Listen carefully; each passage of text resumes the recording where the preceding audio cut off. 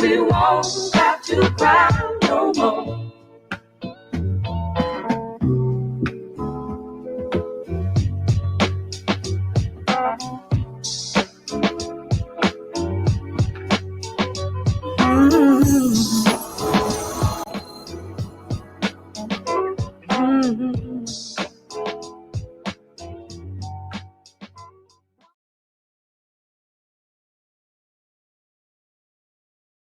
Greetings, everybody.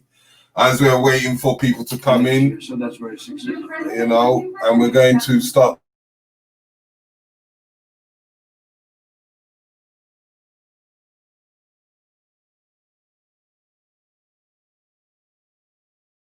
Sorry about that, as today is election day, special day in the US of A. Brother Rich, we haven't heard from you in a long time. What's good, people? What's good? Happy birthday, brother. Yep. As we're waiting for people to come in, this is going to be a party, and, we're going to talk the truths, and we're not holding back, and you will see my face later, because it's serious times. We're going in lockdown this Thursday, and we know that we've got to create something to stimulate in our minds. So, Brother Rich, what's been happening with you at this precise moment? No, I'm just getting on with it, being homeschooling my son, so that's why people ain't really heard from me. I'm just getting used to that routine. Dealing with the coup, dealing with lockdown. I want to ask that question, on the forms of that homeschooling. And, as you said, you just started doing the homeschooling. Give us a little info on what the things that you have to scale and what you have to do within that paradigm of teaching your own kids, because taking them out of school is not easy, and educating them is another thing. So I just wanted to have a quick demographic on what's going on, as today we're just talking out the real truths. You know what I mean? No hiding things, just saying as it is. Well, look, for me, the school system has always been a funny one, and a mishmash of different situations of how they choose to teach a child, how they choose to micromanage a child. There's a lot of things going on, let alone the COVID thing now, and vaccines and whatever other testing stuff and all the other bits that go with it. But as you said, teaching a youth isn't easy. Every parent's different. I myself, I'm not a qualified teacher. So there's things when you're doing that with your child, all I can say to people is the biggest advice is to be honest with your own strengths and weaknesses. You know what I'm saying? Because if you know you need support helping your child through something, it's better you recognize your own weaknesses rather than trying to take on the whole task yourself and giving your child an inadequate education. And again, depending on the age of your child, that's going to matter how and to what level you're teaching them as well. Because my son, he's 12, he's going to be 13 end of the month, so he's at GCSE, he's doing GCSE level work, so there has to be a certain level that I'm setting for him for his English and maths and other bits. I get support, so I make sure he's at GCSE level, because again, if kids want to go on to do higher education, they need at least 5 GCSEs, I think it is. So whether or not you choose to homeschool your child, just know that if you want them to have that option, if it's something that you still want on the books, then you have to make sure that they're doing at least 5 subjects and they're prepared to do GCSE exams, because obviously you're homeschooling your child. But when it comes to certain qualifications, if you still want them to have it, i.e. like the GCSEs, you have to at the right time book them in for their separate exams and different bits, innit? Okay. Yeah, but in terms like if your son was still in the school, right, and we're talking about this second wave of what's this lockdown business, how do you think it would affect some other kids? Because I was watching a program the other day, and a lot of the kids were struggling in the fact of they've been put straight into A levels, which they don't feel that they've achieved to being in that space, but yet they've been forced to go in that space. So you've got a second son that has now come out of school and is now in college. How is he finding it? I mean, he recently changed college, so for him it was probably a good thing because he kind of got to reset some of his courses because he's into basketball, so now he's attending.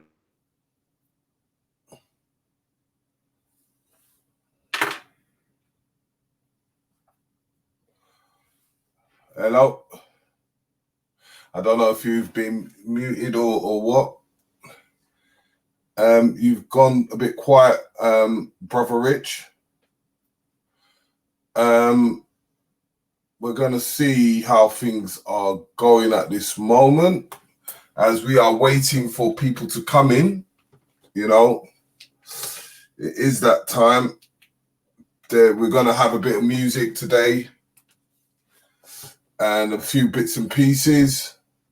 We've got numerology today and astrology. We've got African tale stories. We have people passing through, giving us their talks and opinions. You know what I mean? And I've got the one and only. I've got one of my good old brothers in the house. I've got the one and only special brother Oliver. Yes, I'm here. The Jamaican man himself. Yes, coming in live. Coming in live, we've been chatting about, being open about what's going on and the dilemmas that we're going through today, because, it's about time we stop hiding behind things and talk the real truths. Exactly. Because a lot of people are just talking and, and it comes like the real truth is being hidden nowadays. So, like, as I got in the house, I've got my brother, Brother Rich. You remember Dr. Oliver Rich? Yes, my brother. Sorry about that. We're having two technicals that got cut off. Yes, Rich. How are you doing? Greeting, my brother. Thank you for joining us on Black Light TV 7. Yes. We continue in the Black history, our story. This month is like Black story, our story. Yes, and that's what it is. It's about documenting our story. You understand? Exactly. And if we can't have fun in documenting our story, what's the point? Exactly.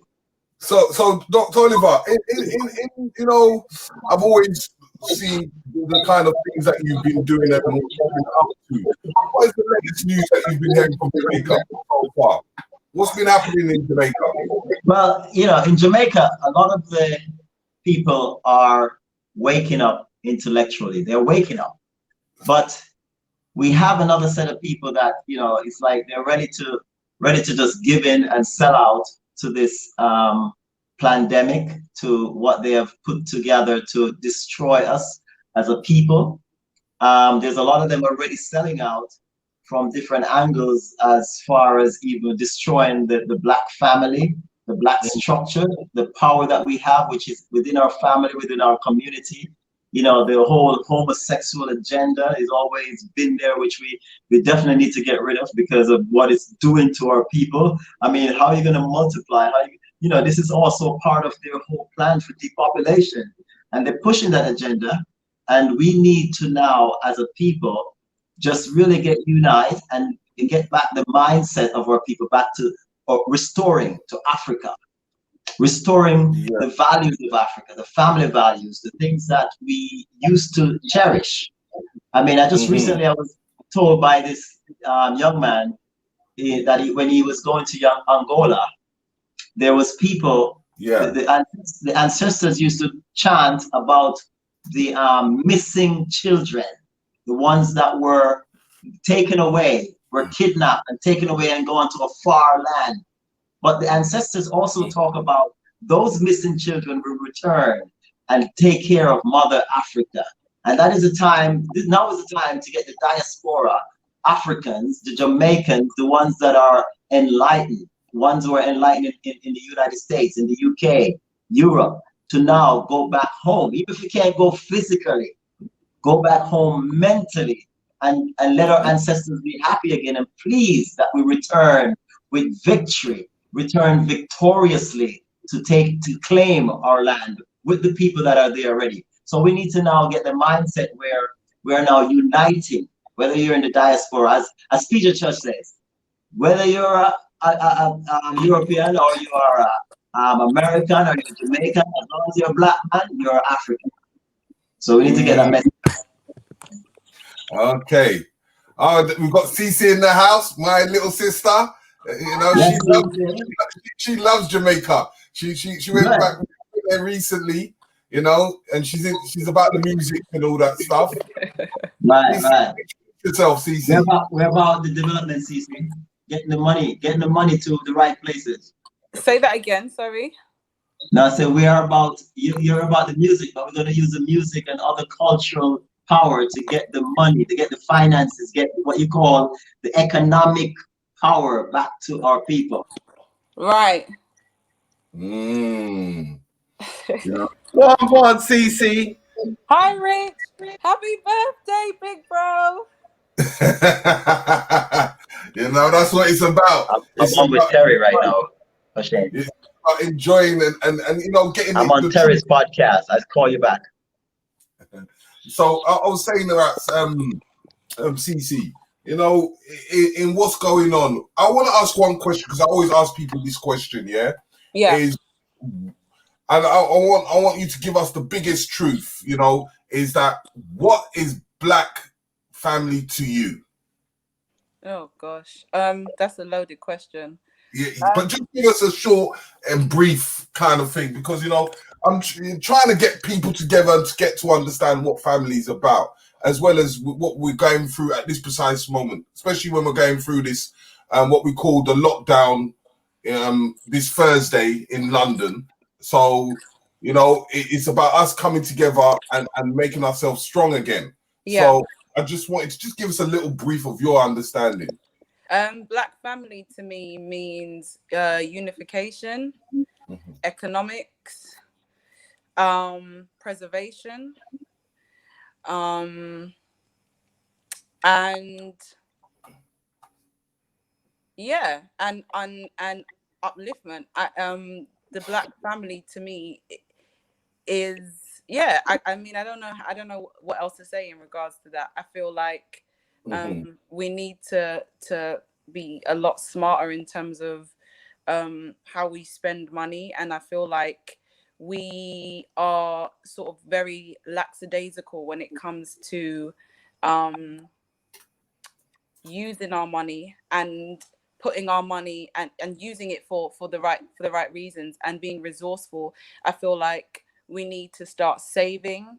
We need to stop smoking cigarettes and drinking alcohol and spending our money on frivolous things, and investing our money, putting our money into our children, our husbands, our wives, and keeping the money indoors and saving and putting it into something for the future. So yeah, to me that's what the black family represents. Education, economics, education. So Dr. Oliver. Yes. Yeah, I wanted to hear the same kind of thing from you as well, because, you know, we're trying to liberate our people and show them the way. And I wanted to know, in your mindset, what is a black family to you? Well, you know, as I said, the black family has been tampered with for the last 400 years. They have tried to rip us apart, separate us.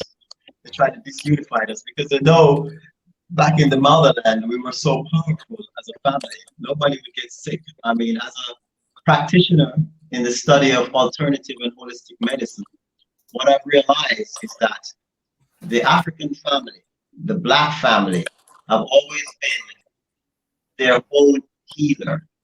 They have always been They never relied on anything like NHS or baloney like Medicare in America and all those things. But now they give us this garbage, and what they're doing is using it to destroy the family. Now, don't get me wrong, this stuff is good for emergency, but a black family uniting, as the young lady said, we're supposed to be economically viable as a family.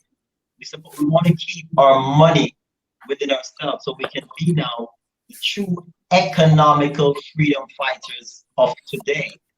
The problem with the black family is that we quickly get rid of our money back to the other groups. The Jewish groups will get our money within no time. The Chinese group, the Arabs, the Mediterranean, wherever they come from, we quickly want to spend our money with them and saying, oh, we are taking care of our black family. You cannot take care of black family if you quickly give your money to other families. Exactly. If you want to take care of your black family, what the black family means to me is that we keep our money within our family for at least 8 go around. The Jewish people, money don't leave their hands as a family for about 12 cycles. So that means everybody gets a piece of that money. Why are we so quick to take our hard earning, almost in the UK, $300 billion a year and give it back to the white folks, give it back to the Jewish folks, give it back to the Arab folks, give it back to the Indian folks? Like, we don't have the sense, we don't know what to do with our money. 100. We don't know how to spend our money. We need, if we want to conquer the Chinese in Africa, if we want to conquer the Chinese in Jamaica and stuff, the black family need to unite and start spending their money among themselves. That means everything that we buy, even if we start making stuff out of straw and start buying Chinese products, but then we need to do that. Yeah. But we need to buy from each other. We're creative people. We are the original people. That's why our blood type is O. I'm not proud of mine. Mine is B negative because I got some Scottish blood in me. But I hate that. But I have to live with it because we got raped at some point. But we are O. We're the original people. That means we should be the most powerful. Way before Christopher Columbus, we were the most powerful people on Earth. The black family was the most powerful family on Earth. We were the one that had the ships going to Central America, going to Mexico. That's where the Olmec people come from. Those people with the big stone head, with big thick lips and big nose like myself. All of us were the black family, and we controlled all of Central America, all of South America, all of Africa, all of the Mediterranean, all those places, Spain, all those places just to answer to us. So we need to go back to that. That is the most important thing, is for us to take back our economical control. Because what the white folks have over us is that they know how to take our money from us. Let's keep our money among the black family. But then, you cannot be strong unless unless you keep your resources together among each other, spend it among each other. So let's just go back a little bit, because as I'm looking at this lockdown, and it's affected, the first lockdown's kind of affected a few people. Now that we're having a lockdown in the UK, and I don't know how far it's going to spread from around the globe, but I'm always go back to what I call the ancestral trauma, because we don't deal with that, because a lot of us, when we go into our own zone or in our own home, depression becomes very rife, which leads to mental illness. As a doctor, do you receive things like that, or do you have a lot of patients that have gone into depression and have gone through that mental illness? As a practitioner? Yeah. I mean, all right. And that's exactly, I saw a patient this morning, and she's talking about all the rearrangement for her trip to Jamaica and the stress of, trying to get a letter now to say she's going there to work instead of going there for leisure and all this stuff. And I'm saying, and it just hit me. I'm saying, this is what they're trying to do to us. They're trying to say these things so that they can put that extra stress on us, so we can excrete that extra cortisol that will mess up our heart, our kidneys, our liver. Because what happened is, what killed most black people is not even the lack of certain nutrients or whatever. It's the way they program the stress hormones in our body. Because as soon as they stress us on these little issues, we release the wrong hormone, the negative hormone, cortisol, which mashes up our pancreas. So that's where the diabetes comes in, bust up our heart, where the high blood pressure comes in. And so they know how to trigger those emotions that will release the bad poisonous stuff. And as emotional people, we're very attached spiritually. That's what we call emotion. We're very attached to each other. But as soon as you trigger those buttons about, yes, we are now in lockdown, people start fretting, people start worrying what's going to happen. There's nothing going to happen. The only thing that's going to happen, you might have some more time to do things that you need to do and accomplish and try to get some things done, some reading done, which you haven't done in a long time, and educate yourself, feed your intellect. This is a time to feed your intellect, not to be afraid of these fools. These fools have nothing. They're just talking. They cannot lock this place down because they need just as much commerce and movement, just like anyone else. But this is to trigger off, the ones who are weak, to trigger off their negative emotions, and in return, you'll have more sickness. They know that as an African Black people, we are much more sensitive to what goes on with our family. We're much more sensitive to them because we're living in the light. They live in darkness. In darkness, you don't really care. You're blind to most things. So the truth don't make no difference to you. But we live in the light, so we see everything and we feel everything as a Black people. Mm-hmm. Oh, yeah. So, I wanted us to talk about in Jamaica right now, in like, a lot of the, we have a lot of influences within the entertainment world. In your perspective, what would you feel that needs to be done to push in the narrative to the rest of the people to able to connect? All right. You remember, I mean, you're not that young. I mean, you're probably young, but if you recall, when the movement of the apartheid was very thick, Jamaica, Cuba, people don't realize how important the part Cubans play because of Fidel Castro and his Afrocentric background. Him being an African, part African. If you look at Fidel Castro, he's mixed. That's the reason why he did the revolution. They lied to us in America, they lied to us in Europe that he was this, tyrannical, greedy guy. But all he was trying to do was free Black people in Cuba. And then he took his word, he took his money and went to Angola and those places and fought in South Africa and helped, keep Mandela's thing alive. When Mandela came out, you notice Mandela went and visited Castro. Well, Jamaica, on the other hand, was doing the similar thing, but through our music, through our culture. Bob Marley, Peter Tosh, all of those great artists, Dennis Brown. If you notice, they were sing culture. Other groups like Cocoa Tea and stuff, they were always focused on freeing Africa through the music. And that's one of the main things that helped apartheid to break down over the years, is the cultural connection, spiritual connection culturally between Jamaica and our mother Africa. Now we can do the same thing today. The artists in Jamaica, they have went down there. You have producers, European white producers from America and wherever, producing our music and making it convoluted, making it, a more of a, something to destroy us. All the music is talking about is, gangs, killing, screwing off women in perverted ways. And I mean, I'm sick of hearing what they have out there now in music in Jamaica. We need to get back to the cultural artists, the artists that were conscious. Like Conscious, we have Conscious, we have Protege, we have, I'm still questioning Coffee because of her, what agenda she's really pushing. I think she got signed, and I'm going on the records for this. I think she got signed because she's pushing a homosexual agenda, and it's sad, but she's a great artist, she's talented, and she can definitely use her talent to restore, as you said, the Black family, restore the cultural connection between Africa and the diaspora. We need to now realize, these artists need to realize that they're responsible for a whole group of young people to help them change their mindset against the brainwashing that's been going on for centuries against us. I mean, think about it. I mean, you have people going out there processing their hair. Some of the patients that I have to deal with, I deal with a lot of female patients with fibroids.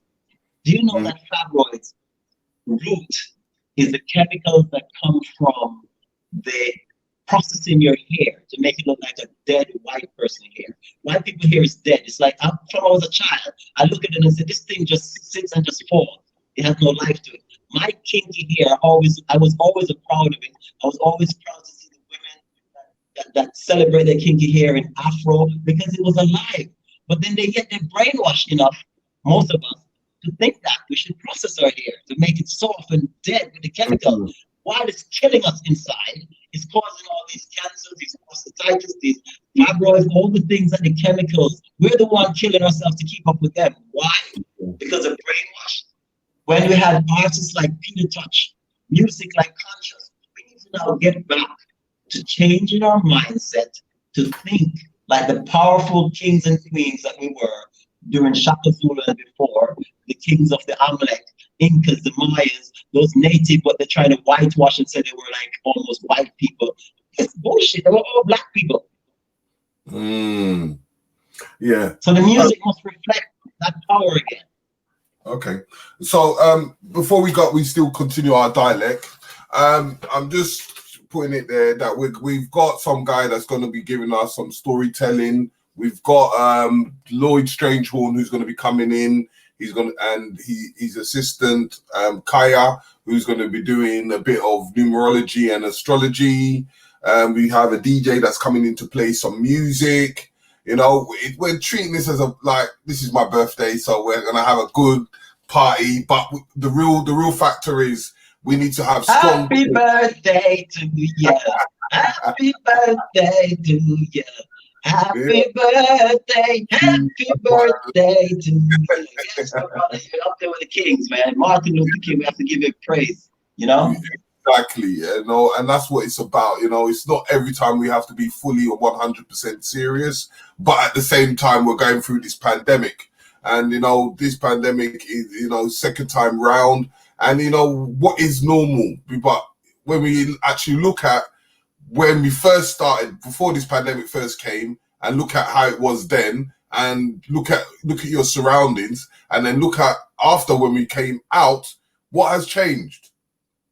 It's just the people. It's just the people's minds. So, you know, in forms of back in the day, and we're always talking about, you know, when the Rastaman used to say, you know, idle foods, and then nowadays we wait till the European comes along and tells us about superfood. Our grandparents have been teaching us what to eat and how to eat right. But we never listened because it didn't taste right to us, because we were basing our foods on taste. But in some of the stuff that you do, Dr. Oliver, give us a little insight on the kind of stuff that you do. What does Mr. Oliver do? My focus as a practitioner, you know, I've been down in Jamaica for the last 12 years researching energy medicine. Energy medicine deals with restoring your cells in your body. Most medical doctors are in the realm and the avenue of what you call treating symptoms.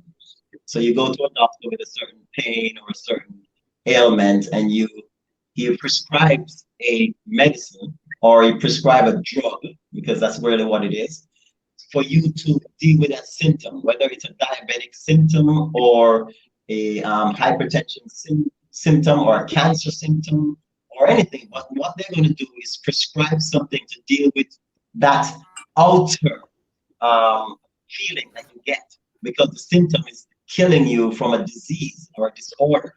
So what I do, I don't look at symptoms. I have no reason to look at symptoms. Like Dr. Sebi, I look at the root of the problem.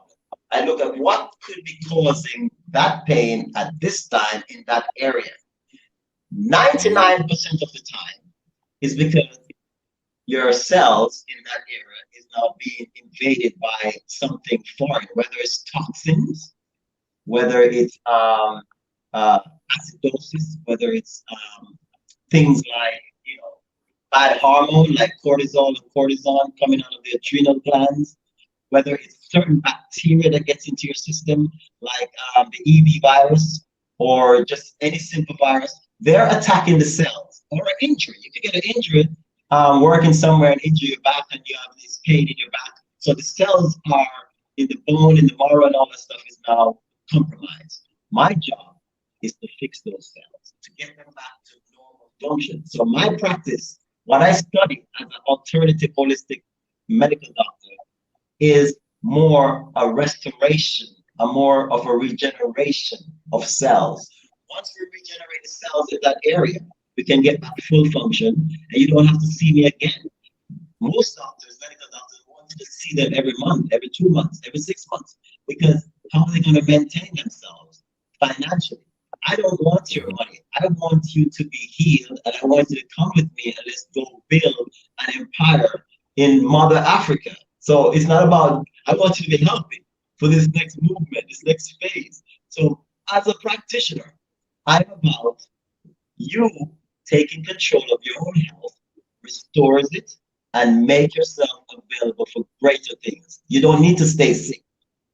As an adult, as a grown person, you should be able to live to 120 before you actually consider yourself what you call it, old age, or dying from old age. Anything before that, you're dying from a deficiency, you're dying from a disorder, you're dying from cells that are damaged, minerals that are missing in your body, something. There's something why you die early before 100, 120. So my goal is to restore you so you can actually live a full life. And the only way you can do that is to energize each cells in your body, make them healthy, whether through herbs, nutrition, supplements. I've done it all. In my studies, it's mostly energy that you apply to the cells. Once you energize the cells, the defense cells, you can fight off any disease in the body. We do have devices that are replica to what our ancient ancestors used to use, which was the sun. The sun is one of the biggest healers, but the only thing that heals you is your own body. All we do is ignite that healing mechanism in the body. And that energy is right there in your heart. So I heal people through restoration of their own stem cells. I heal people through restoration of their own defense cells. When your defense cells is strong, you can fight off the cancer cells. When you eat live food, you replenish cells. When you eat dead food, you kill cells and you get cancer and you die. Okay. So, family, I would like you to hit that like button as he's giving you that info and that information.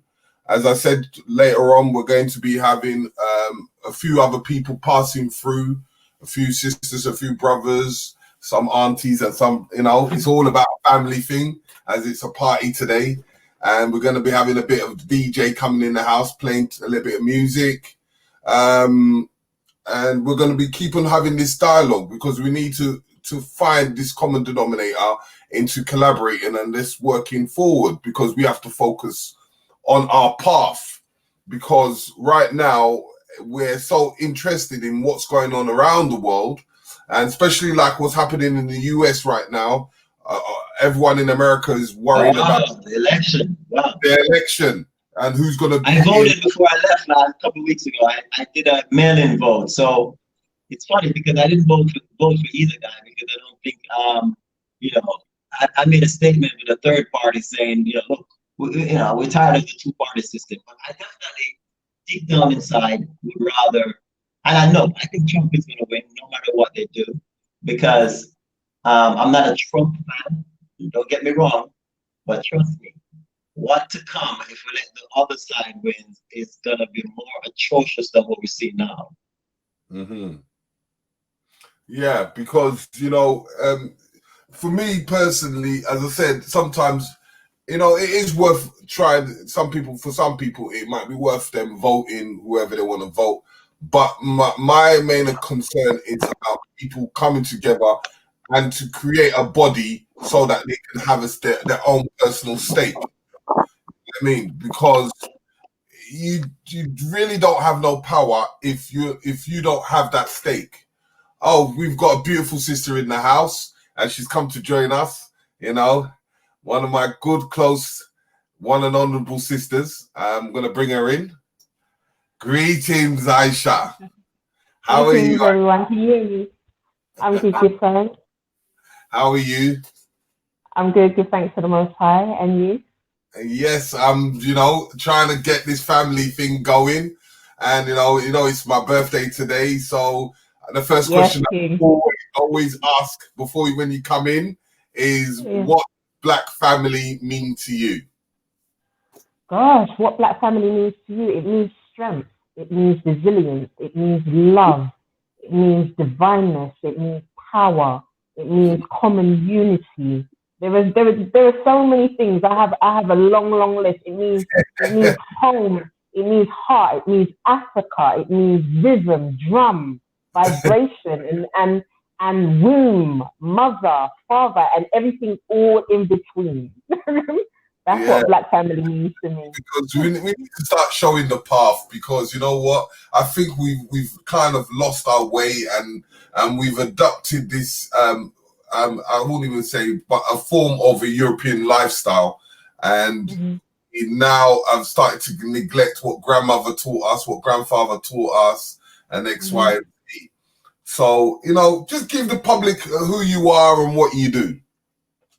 Okay, well, greetings, everyone. I am Aisha. I am a vocal performer, singer-songwriter by trade. I have extended my skills in so many ways. I also train people to do vocal coaching. I have expanded my skills further to guided meditations for people for relaxation, for well-being, rehabilitation in terms of mental state, spiritual state, emotional state. I am CEO of my own production company that goes by the name of Baywa Productions, where you can purchase these services now virtually online under this umbrella. And I do so much more. Give thanks to the Most High Divine. I have been bestowed gifts of healing, intuitive healing, as well. Okay. So I always like to bring a bit of the past. But you got to tell them about your foundation, because they said, "Oh my gosh, how did she get there?" But you know what? They need to know where that has arrived from. Yeah, indeed, King. I have a strong foundation in music and being a part of the music industry. So when I say my trade is first and foremost a vocal coach, a singer, a songwriter, and performer, I was part of a UK R&B girl group by the name of Fierce, and we had four top 20, top 20, 40 hits in the UK, and one of our biggest songs that was released in the UK was our rendition of Sweet Love, which goes by the name of Sweet Love 2K. And the song was obviously originally sung by Anita Baker, and it reached number 3 in the UK chart. And we have our brother, Dr. Oliver, and he's from Jamaica, and he's had quite a lot of music artists as his patients.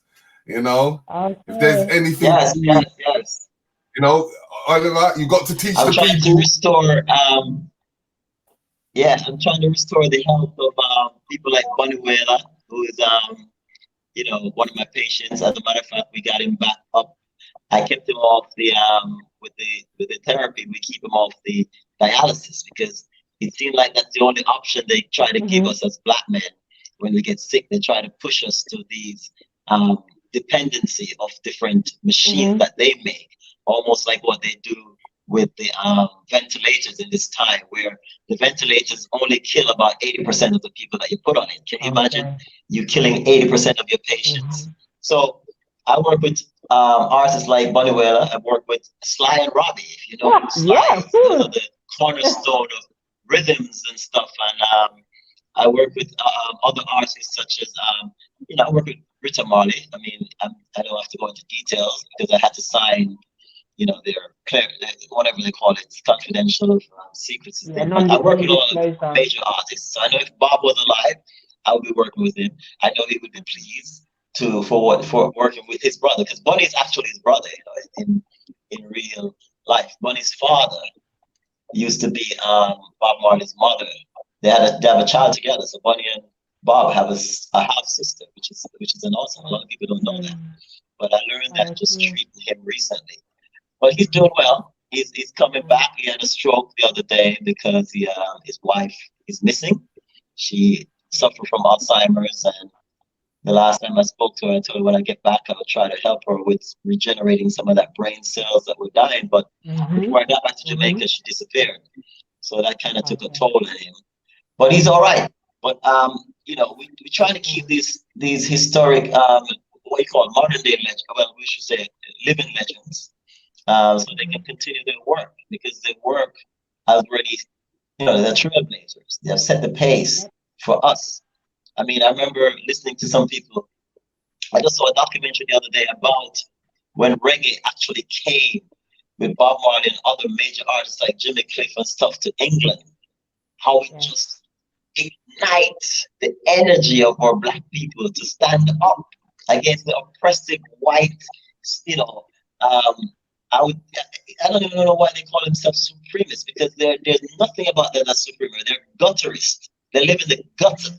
But I would ignite our people to become the supreme being, because we are the supreme being. And the music from Jamaica with those artists from Bunny, Bob, Peter Touch, Bunny, what's his name, Jimmy Cliff. You had Toot, all of them.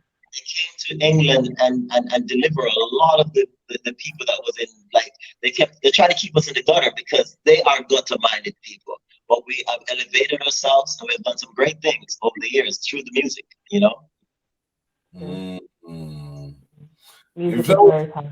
Aisha, if there was some health question that you would love to ask Dr. Oliver, what would you ask him?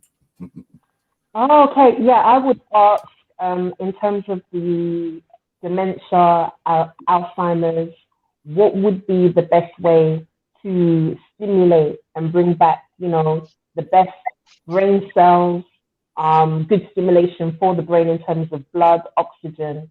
That's my question. If you know anything about those cells are almost like the yolk of an egg. They're very delicate, they're very soft, mushy, and they do have a right and a left side, and they have a set of chemicals that run down the middle of the cerebral area of the brain, and it feeds on both sides. But over years, the chemical gods, or actually demons, we have to call them, the word God, maybe governance, ordinance of destruction, because that's what they are. They have created things like mercury over the years, and the mercury is what is now contributing to 100% of Alzheimer's. They figure out ways to get the mercury out of certain things, but they kept it in certain things. So we have to be very careful about our mercury intake. We have to be very careful, definitely, about our aluminum intake.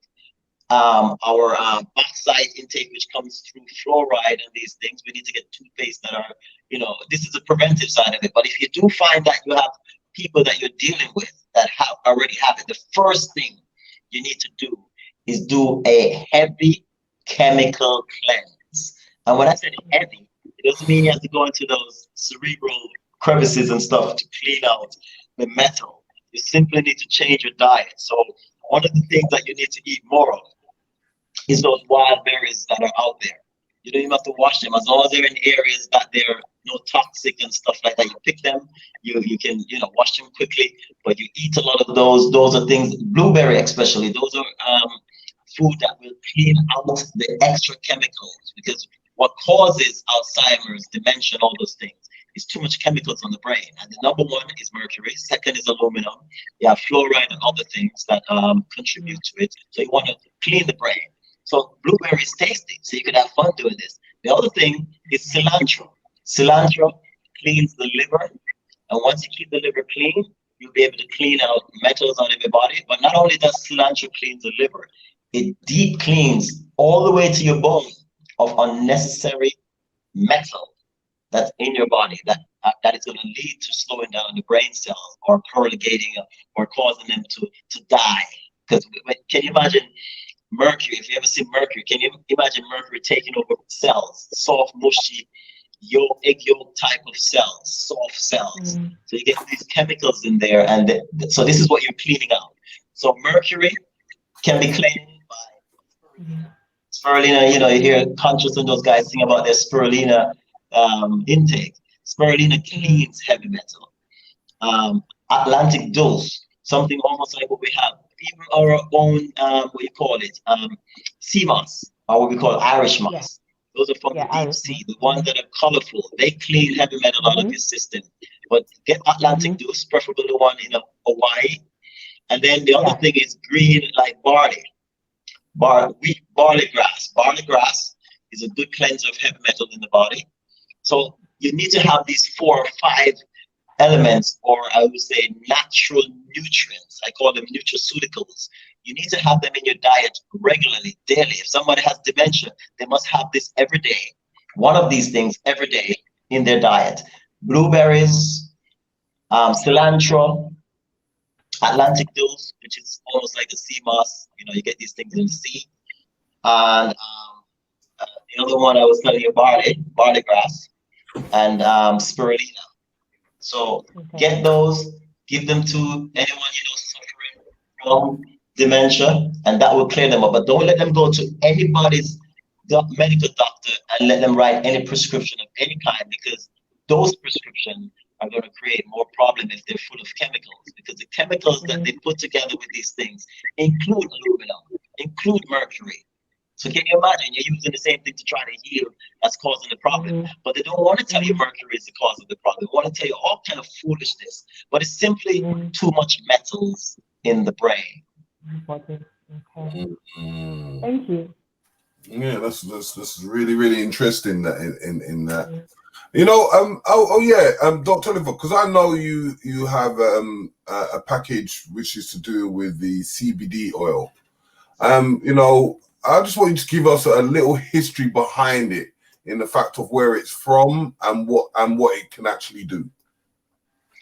Well, as you know, anybody, you know, what they've done over the years, the last 40-something years, the chemical companies, they have lobbied the government again, the governance ordinance or whatever of destruction to basically destroy these plants, the cannabis plant, which is, you know, that's their name for it. We're going to say ganja plant. And the reason why is because they couldn't compete with it, because that's a healing plant. Your body has a cannabinoid system. In the cannabinoid system, just like your endocrine system or your nervous system, you can basically, once that is healthy, you can heal just about anything in your body. What they have done is to make cannabis a tier 1 drug, like cocaine, heroin, which is the biggest farce, the biggest lie, the biggest robbery of our health in the history of mankind. Because if you know anything about your body, you do have a cannabinoid system. Your brain will produce cannabis for that cannabinoid system if you can't get it from the external. So sometimes, because you're not getting the right nutrients and stuff, it even can't produce it. So you might have to take some. The oil is one of the best ways to get it into your system. A puff or 2 a day is another way of getting it into your system. But you puff the right cannabis, because right now they do make a high content chemical cannabis. They call them different names, from skunk to other things. That is also destroying our young black people today. So you need to get back to the old-fashioned ganja that take 9 months to grow. Medicine is mature properly inside of it, and that's the oil that we use. The 9 months growing ganja oil that now will replenish that cannabinoid system in your body so that you protect itself from different disease. So once your cannabinoid system is satisfied, I should say full, if a disease comes into your body, it goes right there and deals with it and come right back.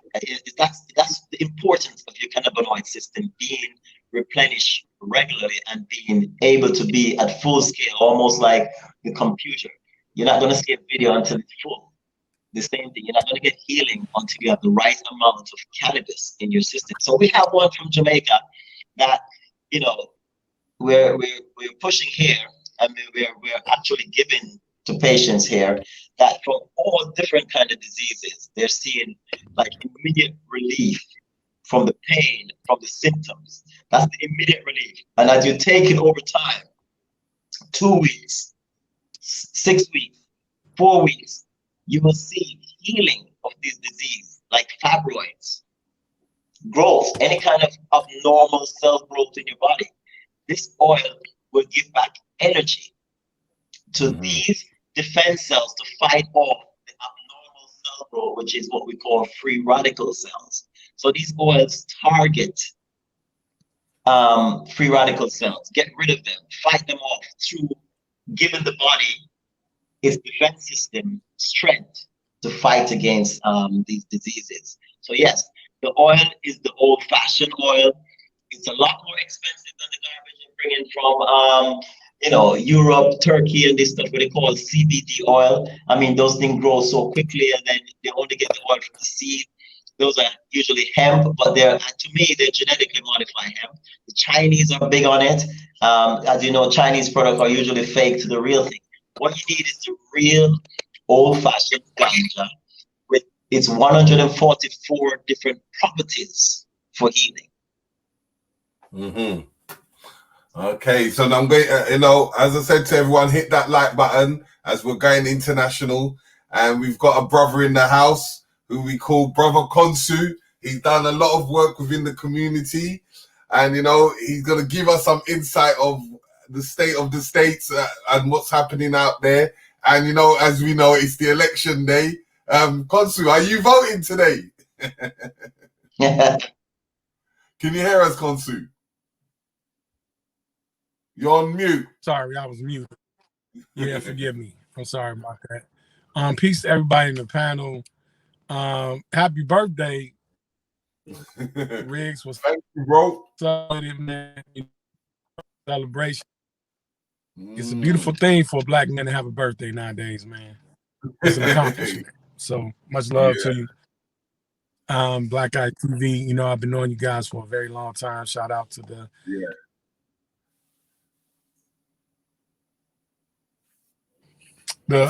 get our vote. Let me get straight to the point.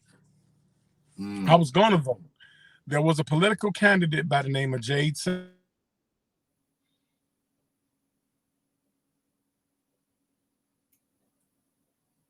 I think he's cutting out. Can you not hear him? No, it's cutting and going out. Check your connection to the internet. Yeah, he's cutting out. Yeah, it's where his location, because you can see that he's having a bad feed. I think your internet. But I mean, what candidate did you mention? I didn't really hear it because he's cutting out.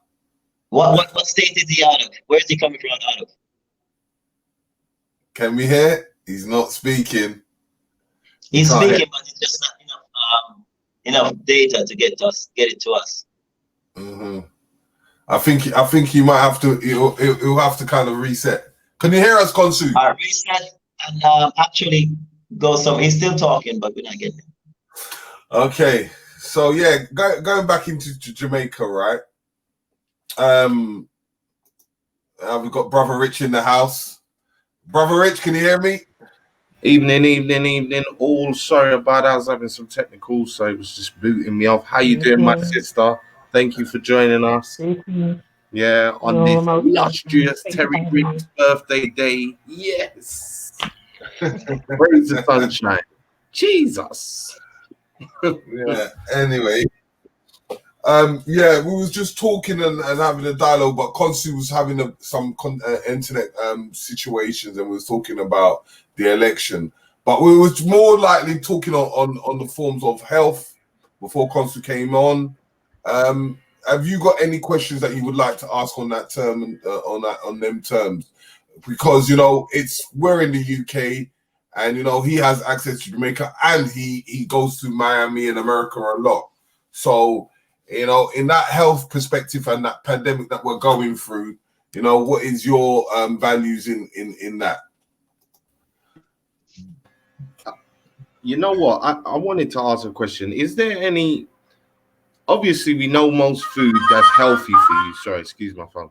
I know a lot of food that's healthy for you actually, works in different ways for your body. But in terms of mental illness and mental wellness, are there any particular foods that speak more to mental health or help with mental health or moods and things of that nature? Yeah. Actually, I do treat few mental ill patients in Jamaica, and we have what you call not just food, but we do have nutrition that are based in the realm of amino acids. A lot of time I find that the lack of certain amino acids like glutamine and certain things like what you call amino acids like what you call acetylene, carnitine, cysteine, those type of amino that your body would normally produce, but as you get to a certain age, they deplete, including CoQ10. These are things that supplement that we need to have in our diet. They deal with moods, they deal with any kind of negative thoughts, depressive thoughts, bipolarism, those things that we suffer from as a family. I mean, it is really sad because stress is the number one reason why a lot of us get into these these mental situations. Stress from whether it's through racism, stress from poor diet, eating too much of this chemical food that they call GMO.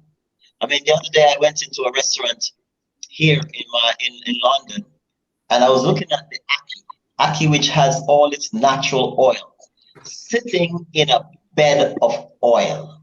And I said to myself, I said to the young lady, can I see the oil that you're using to make that ackee? And she showed me the oil, and I read on the can where it says soya GMO. I'm like, genetically modified soya oil. Do they know what that means? That's food science. That's what's killing out our black folks. That's what's causing us to be deranged mentally. You eat that garbage, that's chemicals. I mean, they've been orchestrating this to our community for the last 20 years, food science. And that's one of the reasons why you see mental illness on the rise in our community. It's something that you would rarely see. Even in Jamaica, you might see a madman, and he's famous to be a madman because you rarely see madman back in my days when I was a child. I probably know one madman on the road. Now I go to Jamaica and there's madman everywhere, mad woman everywhere. All young people are mad people. And it's because of the diet. It's because of the food science diet that they've been giving us. Because they know if they start with the mind, they will get us every time.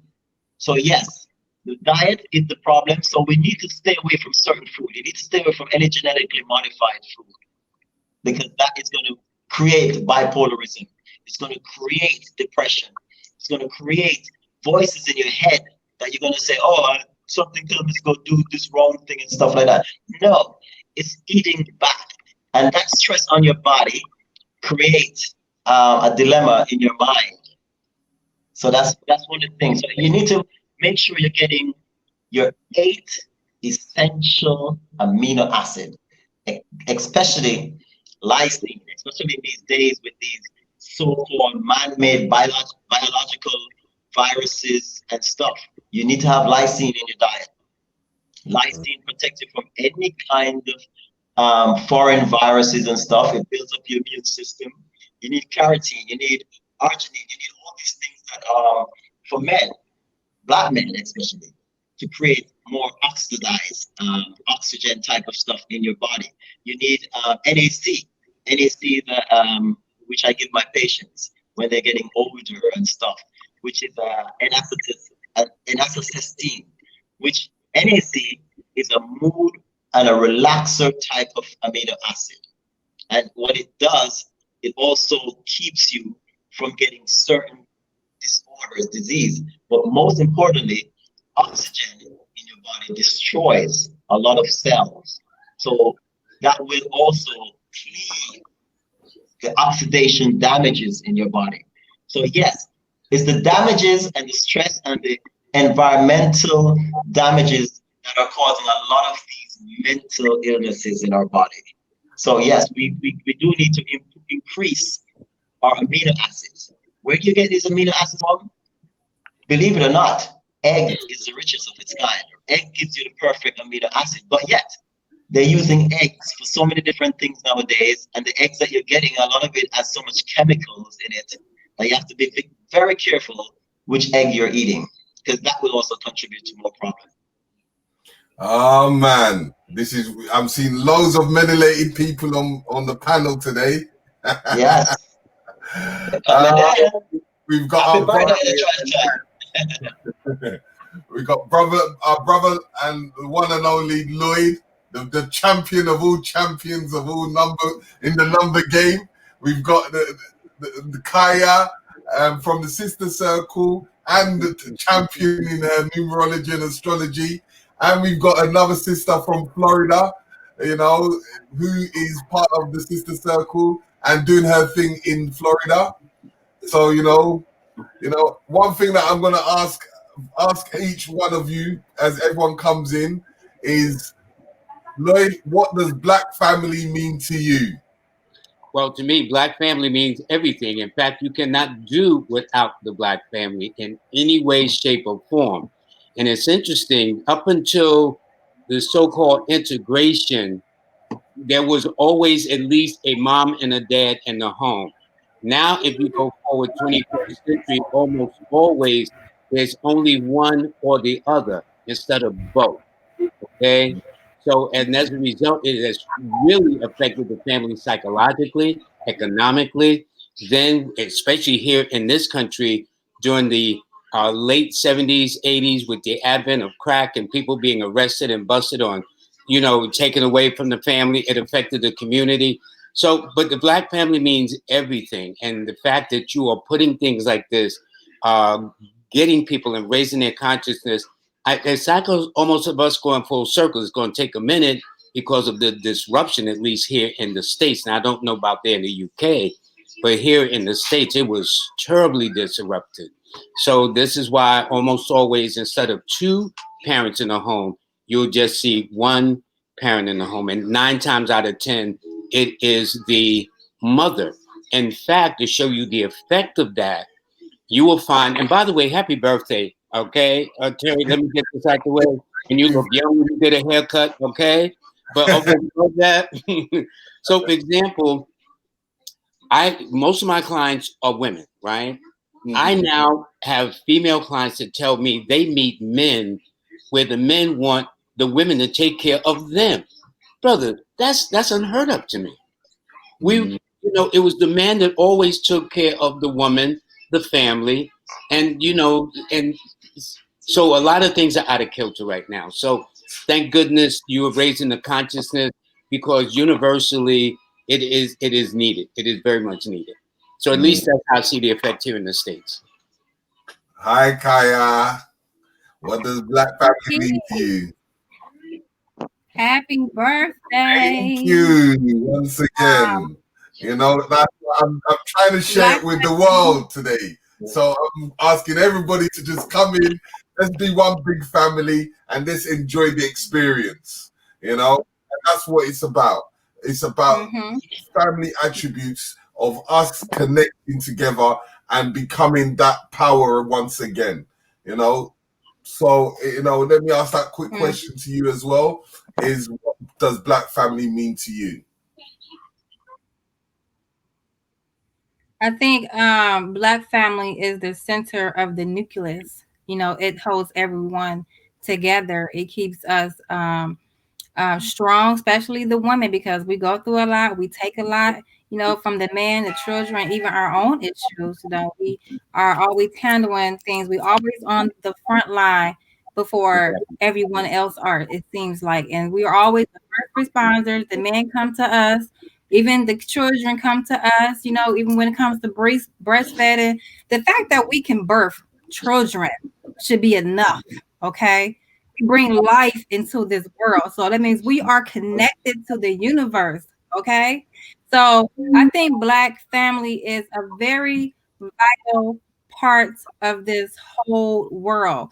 Even back from ancient civilizations where, you know, people look like you and I, but we come in this world looking like those ancient people from way back now. You know, there's some resemblance between George Floyd and other people that the ancient people that had put together, you know, when he was during his time of his transition.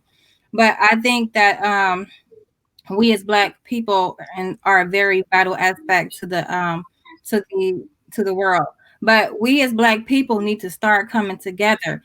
You know what? This voting here in the USA has put a lot of emphasis on how important that it's easy for them to make a phone call and ask you, did you vote? But it's not as easy to pick up that phone and call somebody, how you doing? Are you okay? You know, we need to bring that unity back together. Now, if we can't have that unity, then we're going to stand for nothing. So we got to stand for something. And the more force we are together, the more of a force we are to bring something together. And that's what we can do as a community. Our energy is so strong and so powerful. You know, we got melanin all in our body, in our eyes, in our feet, and our lips, and our hair. You know, we all that in the bag of chips. Renisha, long time no see. How? Greetings. Hello. Greetings. Okay. I just want Hello. Hello. And sure. hi, happy birthday. And you know, this is about uniting the family. My birthday is called Unity. You know, and that's what it's about. Before we go into what's going on in the States, I just want you to quickly just tell us, what does Black family mean to you? It means love to me, unconditional love, unity, respecting your brother, respecting their opinions, their mind, you know, agreeing to disagree sometimes, you know, and loving each other for your faults, loving each other for everything, and knowing, you know, when to be there to comfort each other. A lot of times we forget that everybody has emotions, they have feelings, they need comfort, they need to just be listened to, you know, and just be heard. And that's what family means to me, to be able to have that comfort place that nobody's judging you and just loving you, no matter what. So now let's get a little taster of what's going on around the world, in the fact that what's happening about this election. Anyone from the States? Listen, I voted today. I was very excited. I felt good. I'll be honest, I'm one of those people that, unless I really like the candidate, I don't come out and vote. But this time I had to vote. I could not sit down this time. You're gonna give us your secret. Who did you vote for? You know, I went ahead and went for the old man. You know, I went for Biden, because I don't think I could do another 4 years with Trump. No. I just feel like he doesn't consider family. He doesn't, you know, he has the same words for everything. You know, nothing changes. So I was just sick of that. Okay. And Lloyd, any chance you went to that voting poll? Well, in fact, here in New York City, where I'm at, we had early voting October the 24th. I was the first in line. It took me 3 hours to finally vote, which I did. And here is why I voted, if nothing else. When you look at us historically in this country, when we arrived in the 1600s and was in this enslavement period, just to read a paragraph was death. Just to even think about voting was death. So for my ancestor that I may not have known, whether it's through my great-great-great-great-grandmother, great-great-great-great-grandfather, it's in that spirit that I voted for them. And yes, I voted. And I'm not going to vote for anybody that acts ugly. So when you took it, this present president, and see, because he resided here primarily and cut his bones or made his bones in New York City, we from New York know him very well. So when we explain to people he is just about himself, I think some people are beginning to see that. And as long as it's about him, so it's not for him, the United States of America. For him, I think it's the United States Incorporated. Okay. And there's a big difference. So this explains why there's a tremendous early vote out. So people are not taking no chances. And I do believe that Biden will become the new president of the United States, the 46th president of the United States. And here's what's interesting. Joseph Biden is born on the 20th of the month, and Kamala Harris, his vice president-elect, is also born on the 20th of the month. She's born on the 20th of October, and his birthday is coming up on the 20th of this month. So he's a Scorpio like you. He happens to be an 8 personal month, which is a 8 personal year, which is a power year for him. He happens to be in a 1 personal month. These are all numerical things that I teach on my online class. But it simply means new beginnings, new opportunities, new directions. So I do feel that the chances favor him more so. For this present president that this country has, he happens to be in an 8 personal month. Now, 8 is one of his opposition numbers. 3 is one of his opposition numbers. And so I would say that therefore, just that alone, it would favor more Biden. So I'm taking more of a numerical assessment. People will say, oh, Lloyd, that's because you black and, you know, all this other stuff. But I'm saying if I back up and look at the numbers, I would say the number cycle far more favor Biden, definitely, than they do this present president. So I'm going to go with the numbers. Numbers don't lie, okay? Yeah, no, as you always say. Kaya? What's your question again? Yes. Who's that hiding right the corner, Kaya? He said voting, right? So I have not voted. I'm still undecided because, you know, we have what, 1, 2, 3, 4, 5 generation right now that's on this StreamYard right now. So I'm a little up in the air with this voting right now. I feel like what are you going to do for us, for our people this time around? You know, Joe Biden didn't incarcerated or had the power to make change, but yet he said was to worry about the Wall Street Journal and all these other things about the money being pulled out, but yet want to keep building jails for our black men. Why is it that we have so many jails in our community? You know, so I mean, who we voting for and what we voting for, and why does this party, Democrat Republican Party, even matter to us right now? It's about, to me, I feel like it's their personal opinion on things, but they're not seeing what's really going on inside the community. They don't have hands on. Neither one of them are going to working with somebody in the community, caring for somebody in the community. They're not doing these things. They're not walking the streets, living the way we live in our community. So I really don't know who I'm going to vote for, but if I do vote, I know I will have by 8 o'clock today to go make my vote decision. So I want to just pay homage to my ancestors who have fought to vote. You know, so just because I don't have to vote for a president, I can vote for everybody else but them. Exactly. You know, so we have power in our vote. I do believe there's more candidates, but no one really talks about the others. They don't. Thank you. Right. Right. So that's why do your research when it comes to these voting. Do your background checks on these people. Do all these things that you have to do. And our young people, our generation, my generation, I'm in the 80s, baby. So y'all 80s and under, you know, y'all need to start looking up what's going on, what they're doing in your community, and what and why for. So get out there. Y'all can go out there and get y'all some lean and get y'all some this and this and that. But y'all can't go and find out and research your own Black history. So I'm sorry. But yes, so in this climate that we're in, I know I'm very interested to know what is happening in this climate, because, you know, like as in the UK, we've got this thing of this lockdown on a Thursday, and you know, the moon has been shining bright in its full senses. You know, the numbers are just propping up from all different types of corners. Like, you know, I just been seeing 3 all over the place. But the numbers are more rife than ever. Lloyd, what's going on? Tell us. Well, you know, since it's your birthday, I wanted to give you a reading to let you know what you can expect for the upcoming year of 2021 that actually started last month as an entree. It's like, you know, when you go into a restaurant, before you order the meal, out comes the entree. Well, what people don't know is October is always the entree that indicates what is to be expected in the year, in this case, coming up of 2021. And what I did is when I did that mentally in my head, I says, you happen to be in a 1 personal year. So to declassify the magic of it, I simply took November the 3rd and added it to 2021. These 3 factors, the month you were born, the day you were born, added to the year I want to know about.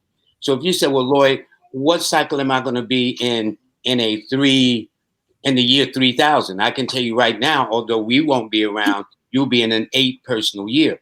But the point is, this year coming up, you will be in a 1 cycle year, 1 to start all over again, a 1 to start fresh. Your 3 best friends are me, myself, and I. It is about you breaking new ground. So if the latter part of September into October, you kind of come up with your head mentally, because don't forget, everything starts in our mind before we take action physically, of wanting to have new beginnings, new directions, be more independent, more self-reliant, bring a new angle to what you presently develop or whatnot. Let's say you've been in a relationship.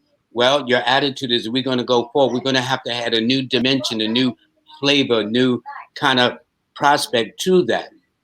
You will find that Leos are going to help you a lot. Aquarians are going to help you a lot. Aries are going to help you a lot. And especially those that are born on the 1st or the 4th, the 10th or the 13th, the 22nd, the 28th or the 31st of the month. But it is about looking out for number 1.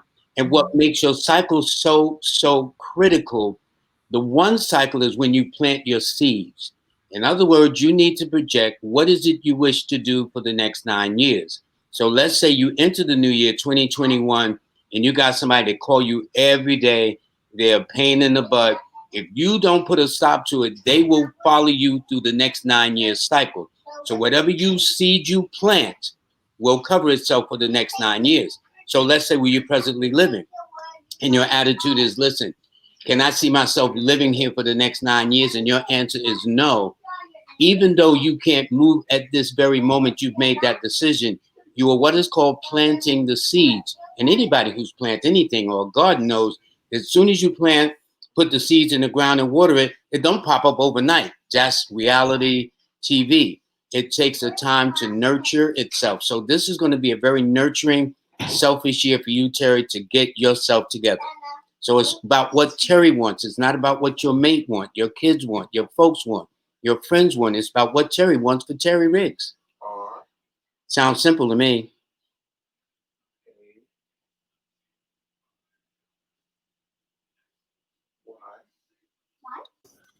Yeah.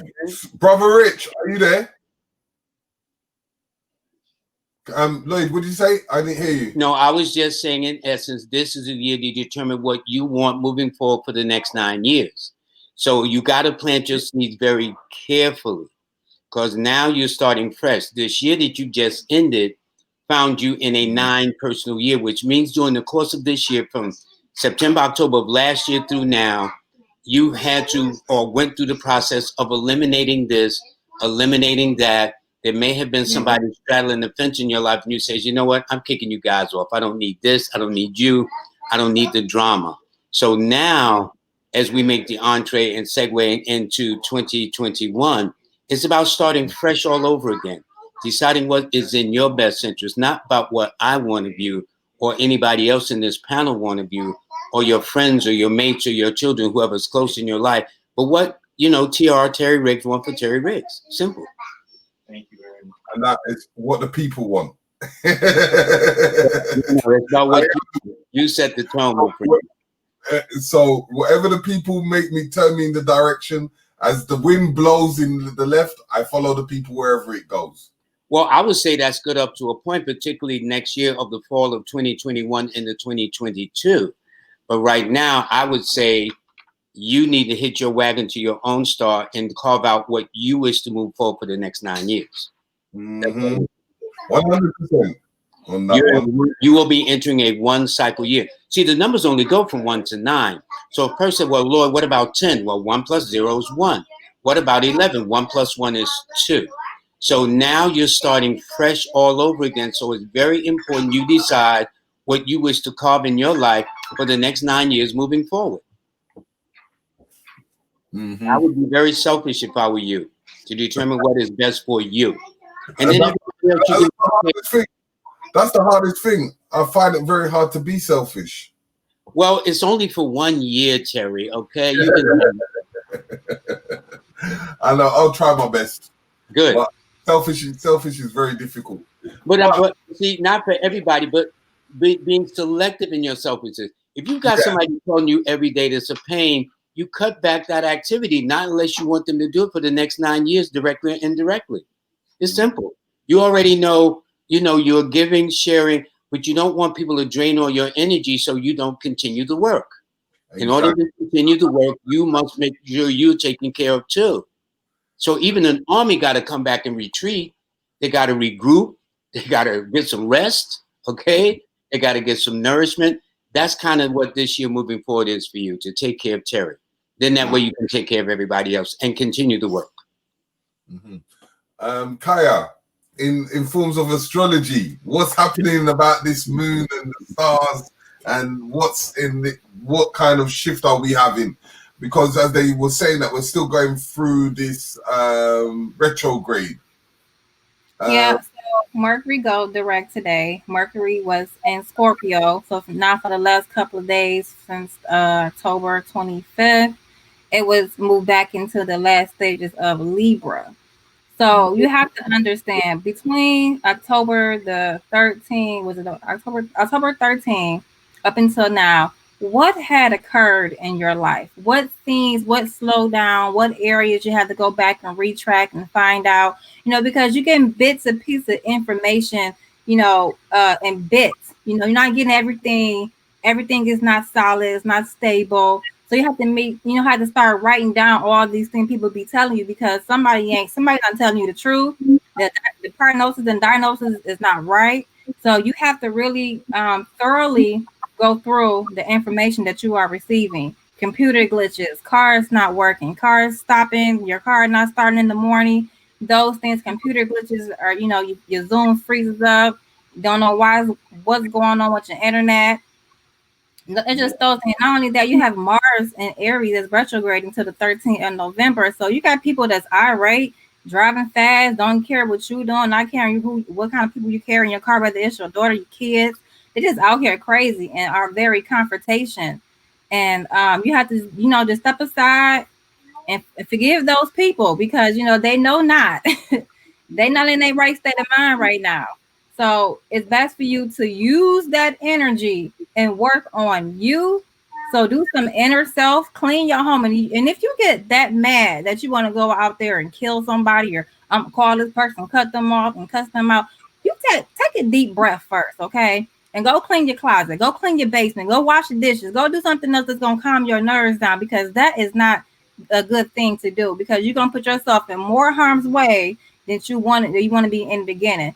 And stay away, because who you allow in your home is very important right now. Now that Mars is retrograding and Mercury will be ending today. So be mindful who you allow in your home. You don't know if they're carrying this virus or not. You're not trying to affect you or your children. So the first thing you have to do is protect yourself in this virus thing, because the virus is creeping back up, and it's been creeping back up since the summer solstice. Now we are in the fall solstice right now. So I said the second week of November was just like slowly creeping up. And then by this conjunction with Jupiter and Pluto on November the 12th, we're going to see a rise of viruses going on. So you might want to just stay low and stay where you got to go. Go to the grocery store, go stock up, do what you got to do. Make sure you hoard some money, put some money up, because this is that time right now. You may not want to go outside your house because there's so much going on. All right. So Mars is in the 4th house right now.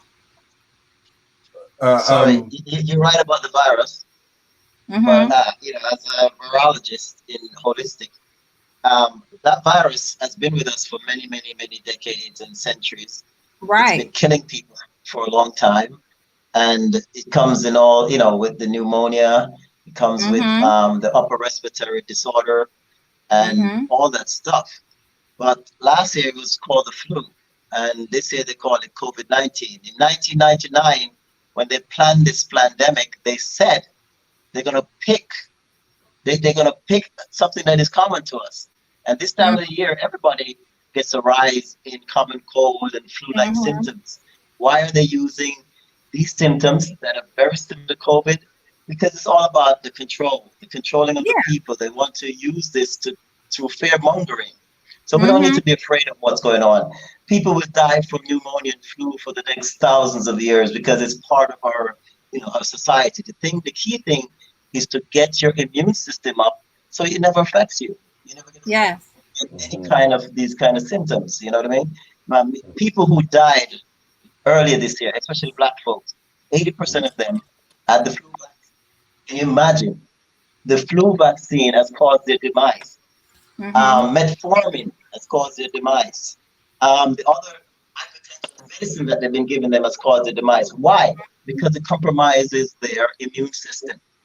So the focus now, since the virus is going to be on the rise at this time of the year, because once the heat and it's very basic. Yeah, once basic. Heat and cold meet, you're going to get cold. You're going to get common cold. You're going to get flu-like symptoms. You're going to get COVID-like symptoms. They're very smart in the way they plan this. They plan this because it's the stuff that we get all the time. But how many people usually die from this? It's usually people that have compromising immune system or immune system that is compromised. So the focus, so we stay strong and happy, it's just to build your immune system. Look for the food that will do that. Eat the food that will do that. Get the supplements that will do that. Ginger, lemon, skin. Blend up some orange skin. Do your eucalyptus breathing throughout the, whenever you find yourself getting that itch in your throat. The only thing that's going to get to it is steam. Steam with eucalyptus or peppermint or wintergreen. That's what's going to get to the back of your sinus and get rid of those, those viruses that are going to gather there. And they normally are bacteria, not really virus, Right. So there's nothing to fear. Just live your life to the fullest and be abundantly happy. Totally agree with that. And we are in here where it is affecting the lungs, the heart, and the muscles, the arms and shoulder as well. So everybody will have different symptoms to the virus. Everybody's energy is totally different.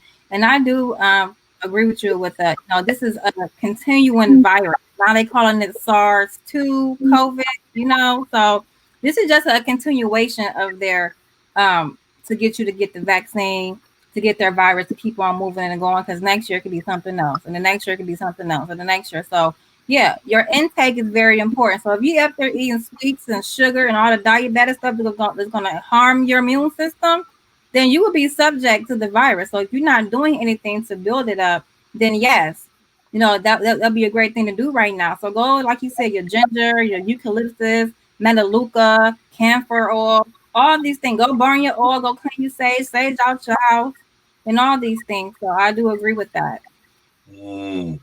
Lloyd, I wanted to ask a question though. Yeah, right, Lloyd. It's always bugged me, right, in forms of numbers, right? I was born on my father's birthday, which is the 3rd. He's passed away, by the way.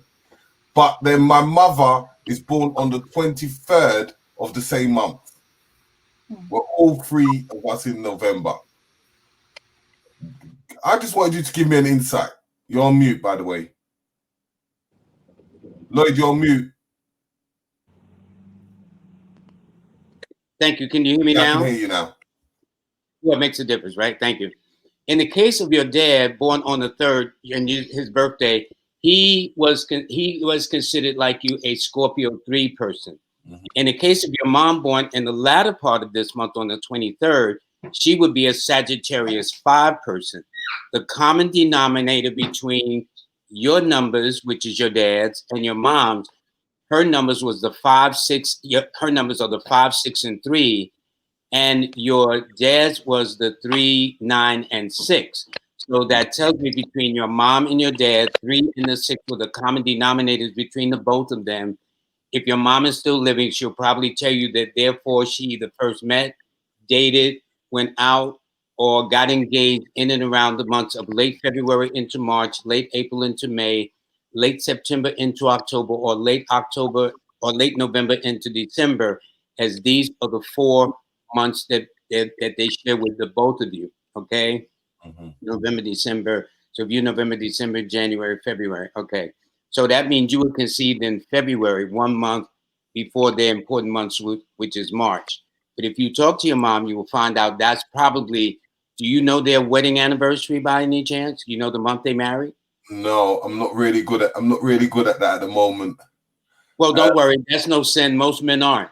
Women do because they have other things they have to pay attention to, such as their monthly cycles, which is why women are more attentive to dates and days and things of that nature. We men, because we have to deal with that biological part of it, but if I ask, like, let's say you're married, right? And I says, okay, Terry, when did you first meet your wife? You wouldn't know, but I bet you she would.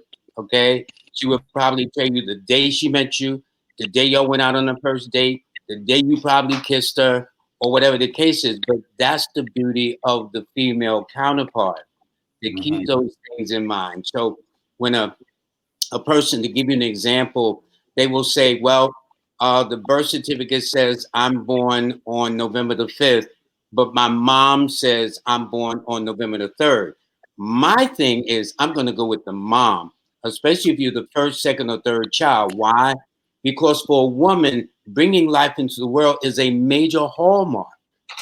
And normally that's something a woman never forgets. Now, if you're the 15th, 16th child, okay, where things get a little fuzzy, but if you're that first, second, or third, she knows exactly when she got you here, exactly probably what the temperature, she was moving furniture, a water broke. She had almost every woman will tell you a fascinating thing that led up to the birth of their child. Almost every woman, okay?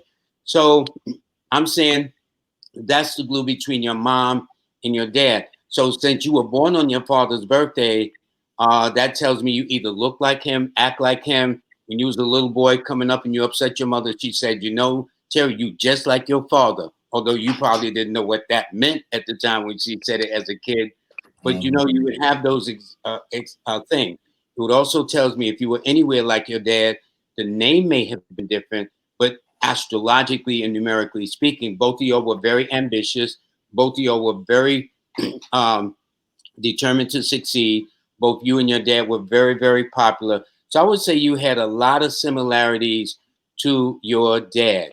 But because you got 2 out of 3 of your mom's numbers as well, which is the 6 and the 3, I would say in a way you may have some of your mom's disposition too. But I would say your father edges it out. Height, disposition, mannerism, swagger, things like that. And also a flirtatious nature too. Before we go a bit further in, our brother Konsu's in the house. Brother Konsu, as I always ask people before when they come in, what does Black family mean to you? And I want you to give us a description of who you are and what you do. No doubt, man. Well, Black family to me is legacy. Black family is ancestorship.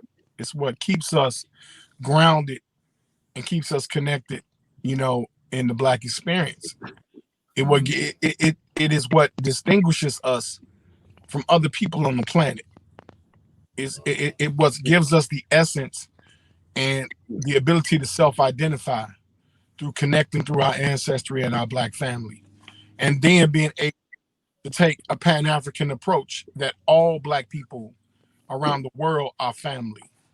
So it's about investing in the humanitarianism around Black people and stop splitting hairs about our Blackness or either promoting anti-Blackness. That's what Black family is to me. I've been, a teacher. I started out traditionally as a priest in voodoo and hoodoo. I grew up as a priest since I was 13. Went to theology school and got a master's in theology at Xavier University in Chicago, Illinois. Then I went through a broad program and started studying Egyptology. I grew a fancy for it and I got a PhD in that. Unfortunately, the economy for Black men, we're not hired as museum curators or priests. That just don't fit our MO, especially one coming from Chicago. So I found myself working for a labor union, and I took night classes and became a financial consultant. Received a bachelor's and then associates and then a bachelor's in finance and economics. Went on to get a master's in economics and started my own financial company. I'm one of the only all-Black financial firms in the United States. I'm very proud of that because I worked very hard to establish that. I was a family man, was divorced about 14 years. I got 3 beautiful children that are self-sufficient and identify their Blackness. And I've been blessed to see the extension of my generation through my grandson, a wonderful young man who drives me nuts, but I love that boy. And then, you know, I've been a fixture in what we call the conscious community. It's a love-hate situation. But I've been able to reach a lot of people and help a lot of people with understanding their consciousness and awareness during this present day and time. And I try to bring, you know, my gifts to the paradigm, and I appreciate everyone else because I believe all Black people have some role to play in our emancipation. All of us have a special gift that the Creator has given us, and we just have to tap into it. So, you know, I'm here to add to the paradox, man. I'm just promote love, you know, transparency and patience and understanding, man. Yeah, because it's all about all schools of thought, you know, and what can we take out of each school to build that great paradigm. Like as we know about Egypt, but Egypt doesn't just make itself from itself. It had to have Right. all different regions to create in a better place. So we're in that time where we're all coming together and to try to make that better world for ourselves as one big family. Correct. So, you know, Aisha, if there is any questions you would like to ask Brother Lloyd or Kaya, please do ask your questions, you know, because we are family. We don't hide anything. So just ask everyone, you know, and let's have this dialogue keep on moving. Indeed, I would say to Brother Lloyd, you do numerology, right? In Yes. terms of numbers, Mhm. right? So, both my parents are Scorpios also. So my mum just had her Earth Day on the 31st of October, and my father, his Earth Day is tomorrow on the 4th of November, and he transcended a couple of years ago. So I just want to know about that dynamic and how I fit into that because I was born on the 10th of July, in the middle in the middle of the year. Now, you said your mom was born in October. Am I correct? The 31st, yeah. The 21st? 31st. Oh, the 31st. Yeah. Now, here's what's interesting. Your mom is born on the 31st. 3 plus 1 is 4. Your father is born on the 4th. In other words, your mom's numbers are the 4, 1, and 9. Your dad born 4 days later on the 4th. His numbers are the 4, 1, and 9. And your numbers are the 1, 4, 2, and 7. So it tells me you could have been born in a year that added to a 1 or a 4, like 1981, 1984, 1975, something of that nature where these numbers added up to a 1 or a 4. And it tells me you would exhibit independent nature, very self-reliant, grew up very early at an early age. I would say in relationship matters, people would misinterpret you as being bossy or dominant when I would say you simply know what you want and you're going to speak on it. Okay. It's a big, big difference of how you roll. And it also indicates you're refreshingly honest. What they see is what they get. You do not change. You are who they see. You know, that's why Maya Angelou says when they say you are, you believe they're what they are in that sense, just paraphrasing it. And so for you this year, coming up, since you are July the 10th, it simply means that you attracted, and before I get into the year coming up, it tells me when you were younger, you attracted older men. And as you get older, they're going to start getting younger. But you're going to get up one morning and go in the bathroom and look in the mirror and say, girl, what is going on up in here? Okay. That's actually true. That's very true. Yeah, but that's all I'm saying, you know? So, but for you coming out for the year, it indicates it's going to be a year where, actually, it's going to be a year where you lay the foundation, lay the cornerstone to some very important things in your life. This year's been very busy. Really, really, despite the COVID, despite the limitations, restrictions of the lockdowns, you have still been busy in your own way.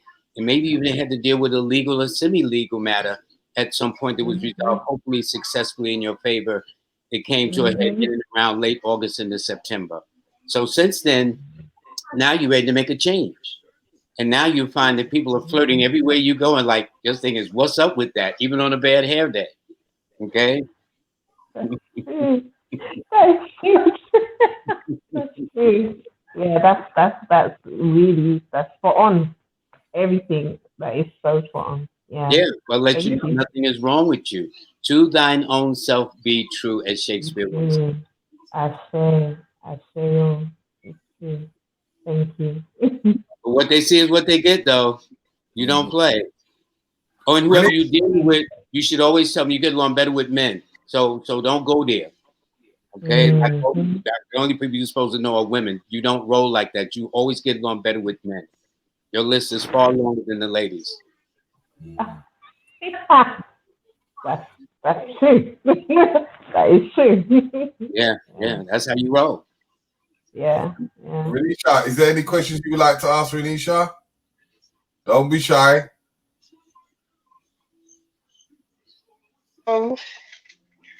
I don't know. Like I'm enjoying the energy right now. I'm very happy.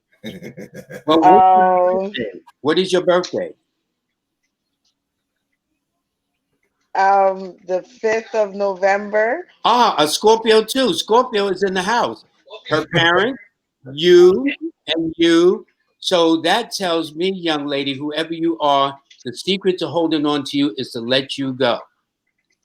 Here's what I'm saying. Let's say we started dating each other, right? Ooh. And then you spend the night at my house, or I stay with your place, and I say, "You boo, where you going?" You so ain't that nice, Lloyd, want to know what I'm doing. But every single morning, ask you the same routine question would drive you crazy. You don't like repeating yourself either. And you work well under stress. That's why I have the perfect husband. He doesn't stop me. Yeah, well, that's why he keeps you, because he does not stop you. That is the secret, because you are an air sign. Air is everywhere you walk, everywhere you go. So therefore, if you have this free spirit energy, that would explain it, because each number is ruled by an element in nature. So you are a water sign, which brings sensitivity to the equation, but with an air number, which brings that reasoning, that logical, that questioning type of nature or temperament. And it also suggests you probably walked before you were 1 year old if you talk to your parents. Always a fast learner, always a fast doer. In fact, they may accuse you of being fast. You know how the women say, girl, you fast, but you wasn't fast like that. As fast that it didn't take you long to catch on to things. That's all. Yes.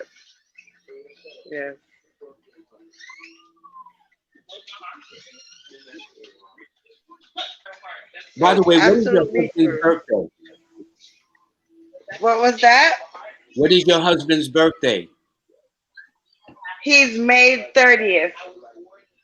Okay, so his numbers are the 3, 6, and 5, and your numbers born. Your numbers, since that's the case, you would be. And the birthday again? That's interesting. All of a sudden, it went blank on me again. Your birthday is November the 5th. Your numbers are the 5. My birthday is 11/5. Yes. Right. It just came on me. I don't know why I went blank all of a sudden, but here's the point. You and your husband have two numbers you'll share in common, which are the 5 and the 6. Okay, you're born on the 5th, and your numbers are 5, 9, and 6. He's born on the 30th. It means his numbers are the 3, 6, and 5. So that tells me if you look forward to next year and the year after, 2021 is a 5, 2022 is a 6. So both y'all should be really hitting your stride over the next 2 years moving forward. It also tells me that y'all probably first went out on a date on a Wednesday or a Friday, or did you first kiss him, which is none of my business, okay? Or that y'all went out somewhere That in and was around April 12th. April, which is a 3. That was that was his number. Okay, so he was feeling his oats then. Okay, so I don't know when you're married, but it tells me since y'all have the months of May and June, September and October in common. We got married. We got married today, actually, the 3rd of November is our anniversary, our Okay, 7-year 7 years. anniversary. That's nice. Very, very nice. Well, what year was that 7 years ago? That would have been 20. What's that? 2014? 2014. Okay, in the year of 7. Okay, y'all have 2014. children, by the way? Okay, now Yes, we your have 2 numbers kids. are the 5, 9, and 6. His numbers are the 3, 6, and 5. What's the birthday of your first child? My first Okay, child there's is September September 1. 28th. Boy or girl? Okay, that means she's It's a headstrong and girl. probably will want to be a lawyer or doctor or scientist. Okay, and she probably yeah, Anything she's to a number boss 1. somebody around. Winners always come in number 1, dear. They don't take orders well. So God bless her husband or her boyfriend, whoever when she Oh gets to no. that stage. What about your second child, boy or girl? It's a boy, His and he numbers are is the June 2, 11th. 7, and 5. So he would have a lot of your energy, but he would do well in the mechanical, mathematical sciences, computers. As an infant may have been very finicky or fussy about his eating habits or dietary laws. Picky, picky. Yes, very picky, Yeah. very picky. Mm-hmm. And he already likes to put stuff together already. Yeah. Take stuff apart, put it back together. Yeah, It's only that's 5. his gift. That's his gift. And he's a Gemini like his father, so you can't tell your husband too much about your young man, right? Nope. So thank you for letting me share. But Terry, back to you. I hope you're having the best birthday ever, and many, many more to come. And Terry, you have been trying to get me to the UK in a long time. So once, maybe in the next 3 to 4 years, I hope it don't take that long. When they ease the restrictions on traveling, we'd love to come and visit the UK when you have those annual events. It would be I a think pleasure. the doors open for next year, And we'll do a workshop because Kaya and I actually do workshops together. So between the both of us, we can raise people's consciousness still over there on the other side of the pond, as you say. Yep, because eventually I all want us to come together into one place, whether it's in America, Europe, or Africa, or the Caribbean. We'll find a way where we can all get together in that perspective, because that's what it's about. We will be there. That I can guarantee. We'll be there. So, and what's been happening for you in the perspective of new things coming in, like books or new courses that you've developed? What's been happening with Lloyd? Well, this has been a very interesting year, even with the shutdown. But this year favors Aquarians, and so far, I would say so far so good, because the month before the shutdown here in the United States in March, I launched an online course called Learn from Lloyd, How to Read a Person Like a Book. It's a 10-part course where you go at your own pace. You're not in competition with nobody. You go at your own pace. You can only get to it once a week, once a day, whatever the case is. And they can enroll by going to my website. As I explain to people, numbers are universal. And the proof of the pudding is I now have close to 1,400 students in 47 countries around the world. In fact, other than the United States, the UK and India has the most of my students registered right there where you are, and also in India. And it's in 17 different languages. So if they want to find out what it's about, they can go to my website, lloyd-strayhorn.com. So for the newbies, it's spelled L-L-O-Y. Well, there's my name right there. All they got to do is put a dash in between my first and last name, put a .com at the end of that, and they'll be right there. Kaya and I do a free monthly newsletter. So our November newsletter should be coming out. So if you go there, Kaya has her website called kayafrench.com. I'll let her promote herself. But if you go to her website, you'll get her newsletter from her. If you go to my website, you'll get a newsletter from me. But the point is, we have collaborated, and so we do it jointly together. On hers is Kaya and Lloyd. On mine is Lloyd and Kaya, but it's the same information to guide you in all the zodiac signs. So there's a lot of important things happening this month of November. And so they can do that. But it's on my website, lloyd-strayhorn.com. And when they scroll down, they can enroll in the class. Learn from Lloyd how to read a person like a book. And they can also find out something about their zodiac signs and their numbers, which Kai provides on her site too. So if someone wanted to know the website, could you just quickly read it out? If somebody, what again? I said your website. What is your website again? lloyd-strayhorn.com. So you see my name there. Just put a dash between Lloyd and Strayhorn.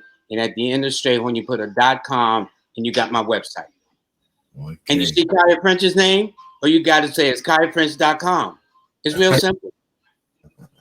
Our websites are right there on our names. Just put a dash between my first and second. No dash between her first and second name, though. You got to put it all together. Okay? So, Kaya, what about you? Okay, so my website is kayafrench.com. You can go on there, and there's a lot of information about numerology, a little background of myself as well, too. I also have a bachelor's in organizational management. And me and Lloyd write the monthly moon newsletter. So you can go on his website, Lloyd-Strayhorn. You can go on my website, kayafrench.com. I also am a columnist for New York Amsterdam News. So every Thursday, there will be a column upon the horoscope. You will see my column there.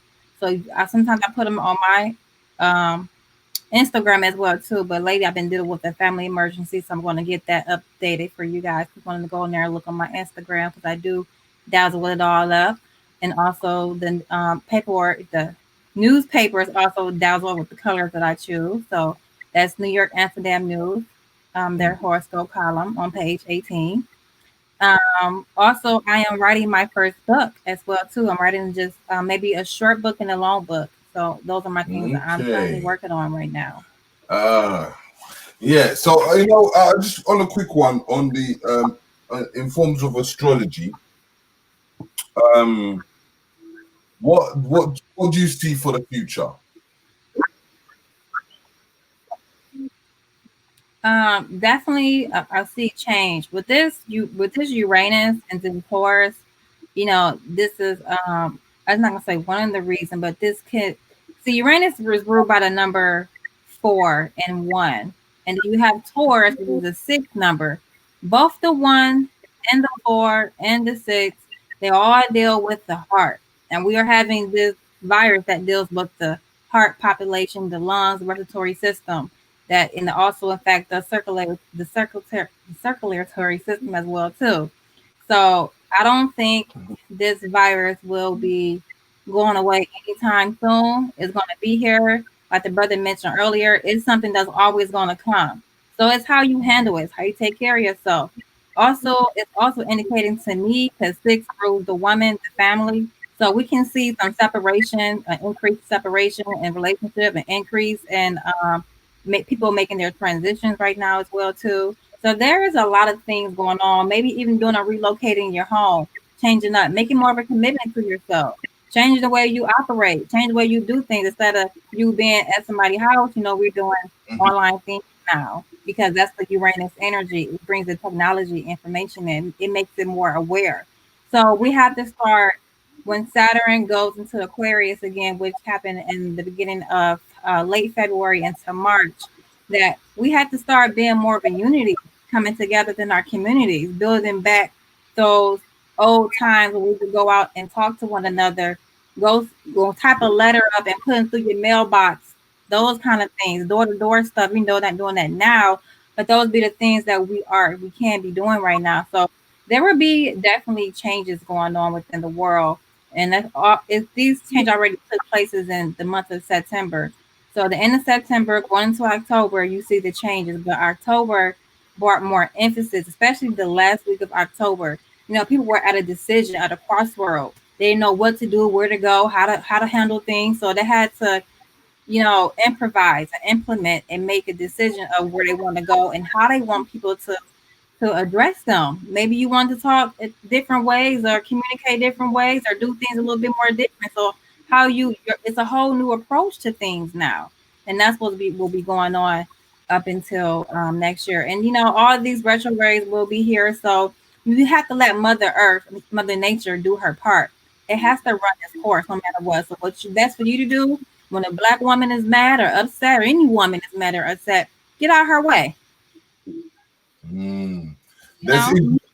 Let's introduce a new party into the house.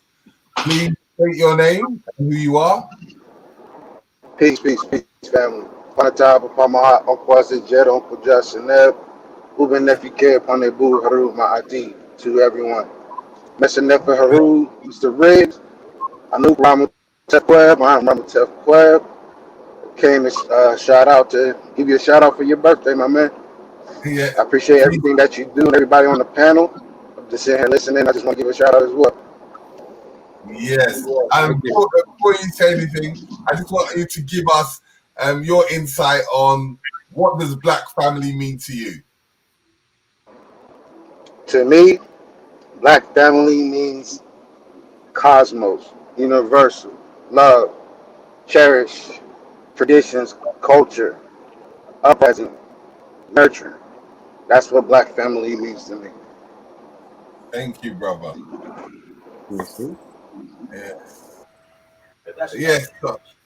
So, Brother Rich.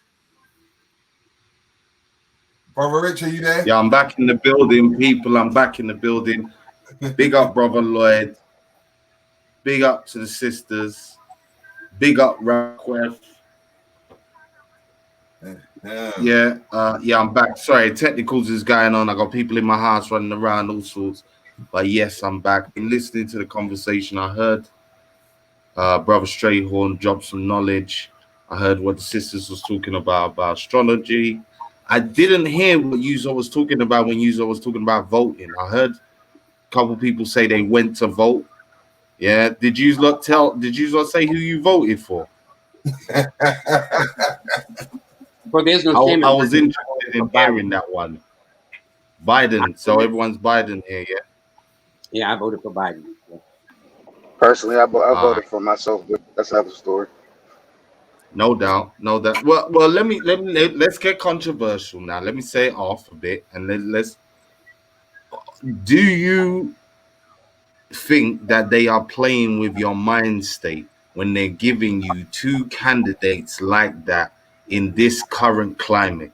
So we've got these riots, we go to madness, and they're gonna give you two potential pedophile, racist guys to pick from in amongst this backdrop of racial riots and all the rest of it. Do you feel like they're playing with you psychologically? Because when I look at that situation, that's what it looks like to me. It looks like a game. And as we know, well, I believe, because I won't speak for everyone else on the panel, but I believe it's not by chance any of those people are either elected or put into positions of power. But again, that's my feeling. How do you guys feel about that? Well, let me put my little 2 cents in. You know the analogy of good cop, bad cop, that no matter which way you're trying to get to something, it's kind of something like that. Okay, one is very brazen, very obnoxious, very rude, very disrespectful. The bad cop, Trump, where now you got a person who, and so no matter what, what's interesting. Malcolm X in 1963 had this thing called the 64 election called the ballot or the bullet. That they would always need our votes. Notice, well, I don't know how much what's going on in the state, but they are determining What's the large majority of black people that's going to vote in the state of Michigan? How many black people are going to volume of black people going to vote in the state of New York? Almost always, we are the breakers. We are the one that break the ice, and yet we are treated the least. Why is it we're still struggling? Why is it that with this COVID-19 of it, they come to find out for minority of people in this country, we are affected in the majority of the ways. In fact, they kept that stat under the covers for many months. And it was Right. started in March. It wasn't until about June, July, where it really started getting out that, Black and Hispanic people are more affected by this virus than anything else. So black people in this country, in fact, was even a little reluctant to get the Q-tip stuck up their nose. Okay, in other words, are you trying to infect me or whatever?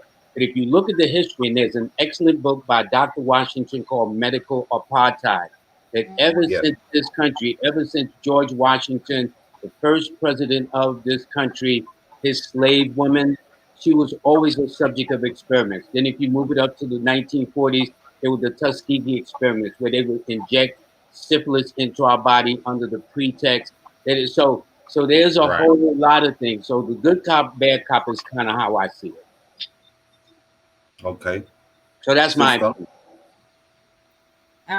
My opinion, I feel like our votes only matter when the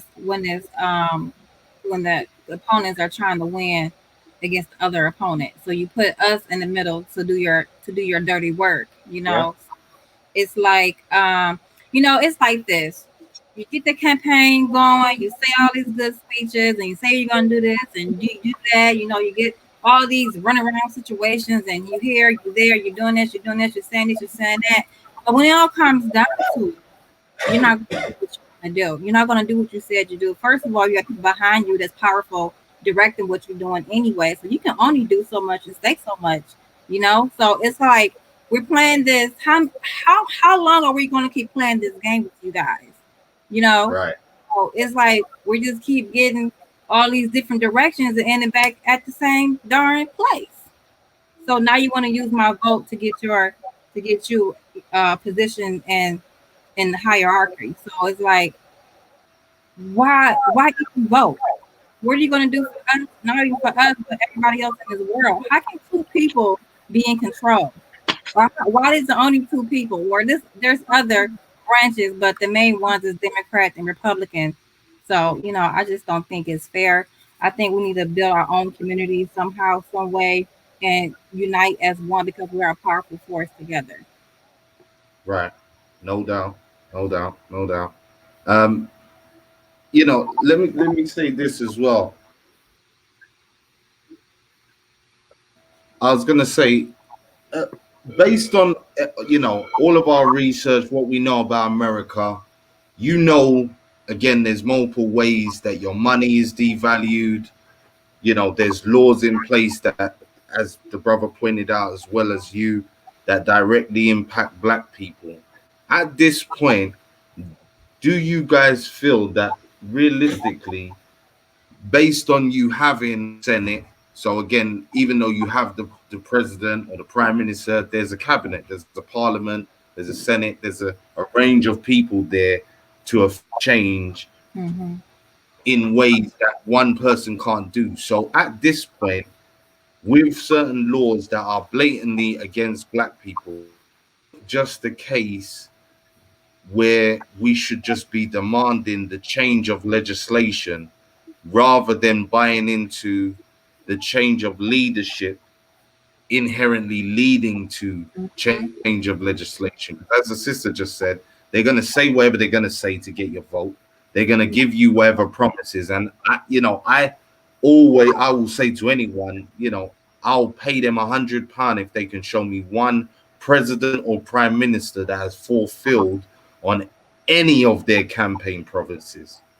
Yeah, and I'll say it just like that. Any of their campaign promises, really, So at this point, is that something we should maybe be pushing for, where we're just looking for the change of laws and legislation, if we're serious about it, rather than even bothering to buy into the leadership? Because we know, again, those the leadership most of the time is appealing to certain demographics. They have a certain foreign policy that they have to affect.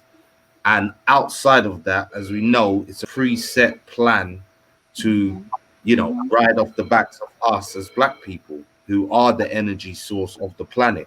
Yeah, in every which way, whether we're talking about economically, physically, spiritually, however you want to go, we are the battery source already of that. So, how do you guys feel about that? And I wanted to bring Ram, can you hear us, brother? I see you driving. I wanted to hear your opinion as well, if you can talk on that one. If you can talk safely. If you can't talk, don't worry. But I want to hear everyone's opinion on that.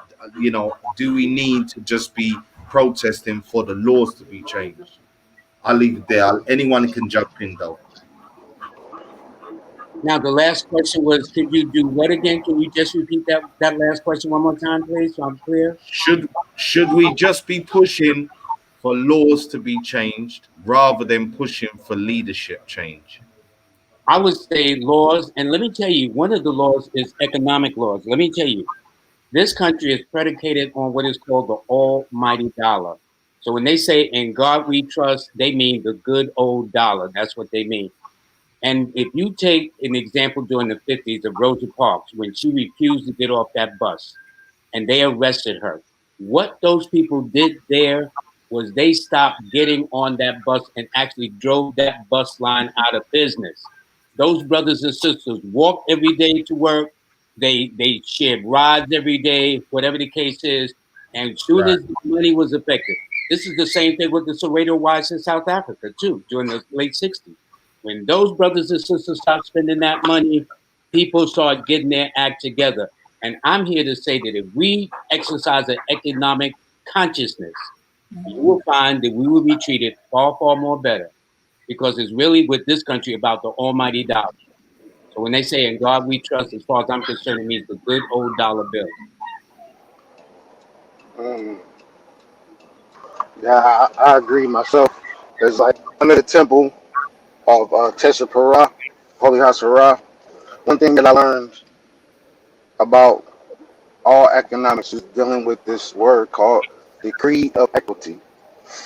Everything that's based off their, like how you say, under their laws, under their statutes, under their holidays, things of that nature. From my understanding, everything is there to keep you broke. Yep. Well, that's understanding that process where I always tell people, out of the 12 months on their calendar, what month doesn't have a holiday? True, true, true. Which what month? And then to let people know, it's August. Out of 11 out of 11 months, you're always spending money because they want you to spend that money. Then with us being on this lockdown, consciously we should have been recycling it through each other. Right. Yep. However, we're still stuck on, my life is changing, everything's falling apart. I want to still do this, I want to still do that. But at the end of the day, economically as a people, this is a blessing more than a curse. But our individuals, all of our conscious brothers and sisters, we need to get to that state of we have the power. We have a lot of things that is against us. However, with this lockdown, we know who to go to. We know that we have a lot of businesses out there, but we still have it in our mind like, oh, this person's going to get up on us and things of that nature. But that's all that psychological European understanding or logic. I agree. But that's my take on it, person, on that on your question, brother Well, Richie. you know what's interesting? They've got this debate about this country would rather open up its businesses than attend to controlling the health and the welfare of its citizens. In other words, they would rather go out there, open up a business, and put their health at risk. But if your health is not together, the money doesn't mean anything. And in fact, when you get all these illnesses, you're going to get a big fat bill from the hospital that you can't afford to pay for anyway. So you would think the priority would be about the benefit of one's health than the benefit of the economics. Of course, you need the economics because that's the way this culture is shaped. in a sense. You got to make money. You got to pay your bills, your rent, this, that, and the other. But I don't see how you can do it when you're in bad shape, when you're in bad health. I just don't see how you can do it. I just don't. So yeah, I want to say, if you don't stand for nothing, you'll fall for anything. So if we don't take a stand, we're gonna fall for anything they've been doing and what they can gonna continue to do. So if we don't collectively come together as a force and make those necessary changes, like he said, can we make changes in the laws? I believe we can if we come together and make those changes, like you said. Rosa Parks, she stood there and said she's not getting off this bus because she's paying her equal fare, just like everybody else, and I shouldn't have to sit in the back of the bus any darn way. So I believe that you know, the supposedly July 4th is the Independence Day. 4 is a number that has to have structure, have to have routine, have to have some kind of organization, have to have be consistent in what you do. So they have to be consistent in what they do. And as long as they are consistent in what they doing, you know, you can break the pattern, but you got to learn how to work with them, not really work with them, but work their program, but doing your own program at the same time too. So there's ways that you can maneuver around things. You just got to be consciously aware of these things and how you go about doing it. You have to read the fine print and use their words, use their knowledge and how they're doing. And let's think about 4 rules: what? The heart, the lungs, the back, the spinal pain, all those things. So what is the number one leading death or cancer or whatever it is? Cancer, right? It's cancer, diabetes. It affects our ability to be comprehensive. It affects our body to operate the way it should. So if they can continue to put these things that's going to affect these issues on our body, then these are going to be the issues they're going to be keep on doing. So they're always going to prey on your vulnerability. So we have to make sure that we are organized, we are structured, we are in unity, we are a force together, just like they are. They have no problem working their program. But when it comes to us, we have a problem getting together, working our own programs together. So we really need to start uniting and come together as one, growing your own food, the farms, and all those things, because we can eat for free. We don't need to go to your grocery stores and those things. We know how to know how to do all these things. Get together and learn a trade, learn a skill, do something for yourself and for your family, and teach your kids this the same thing so they can keep this generational wealth going on. And sometimes it's not all about money. It's about what kind of skills and trades you have, because they will pay you for your knowledge. Let me say, family, to Terry, I have a writing assignment that if I don't get this writing assignment out the way, my name's going to be mud. So Terry, and to the rest of the family there on Black Ice TV, I want to say thank you. But I really got to go. I have a serious deadline that I must meet.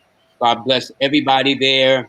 And Terry, I don't know where you went, buddy, but happy birthday.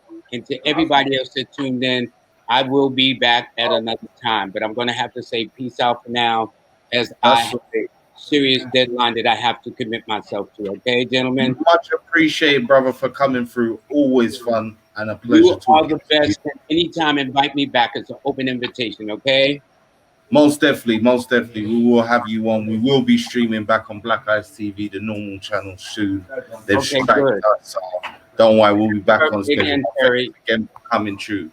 Okay, but happy birthday again, and I mean it sincerely. To everybody, peace out. Peace out, brother. Peace.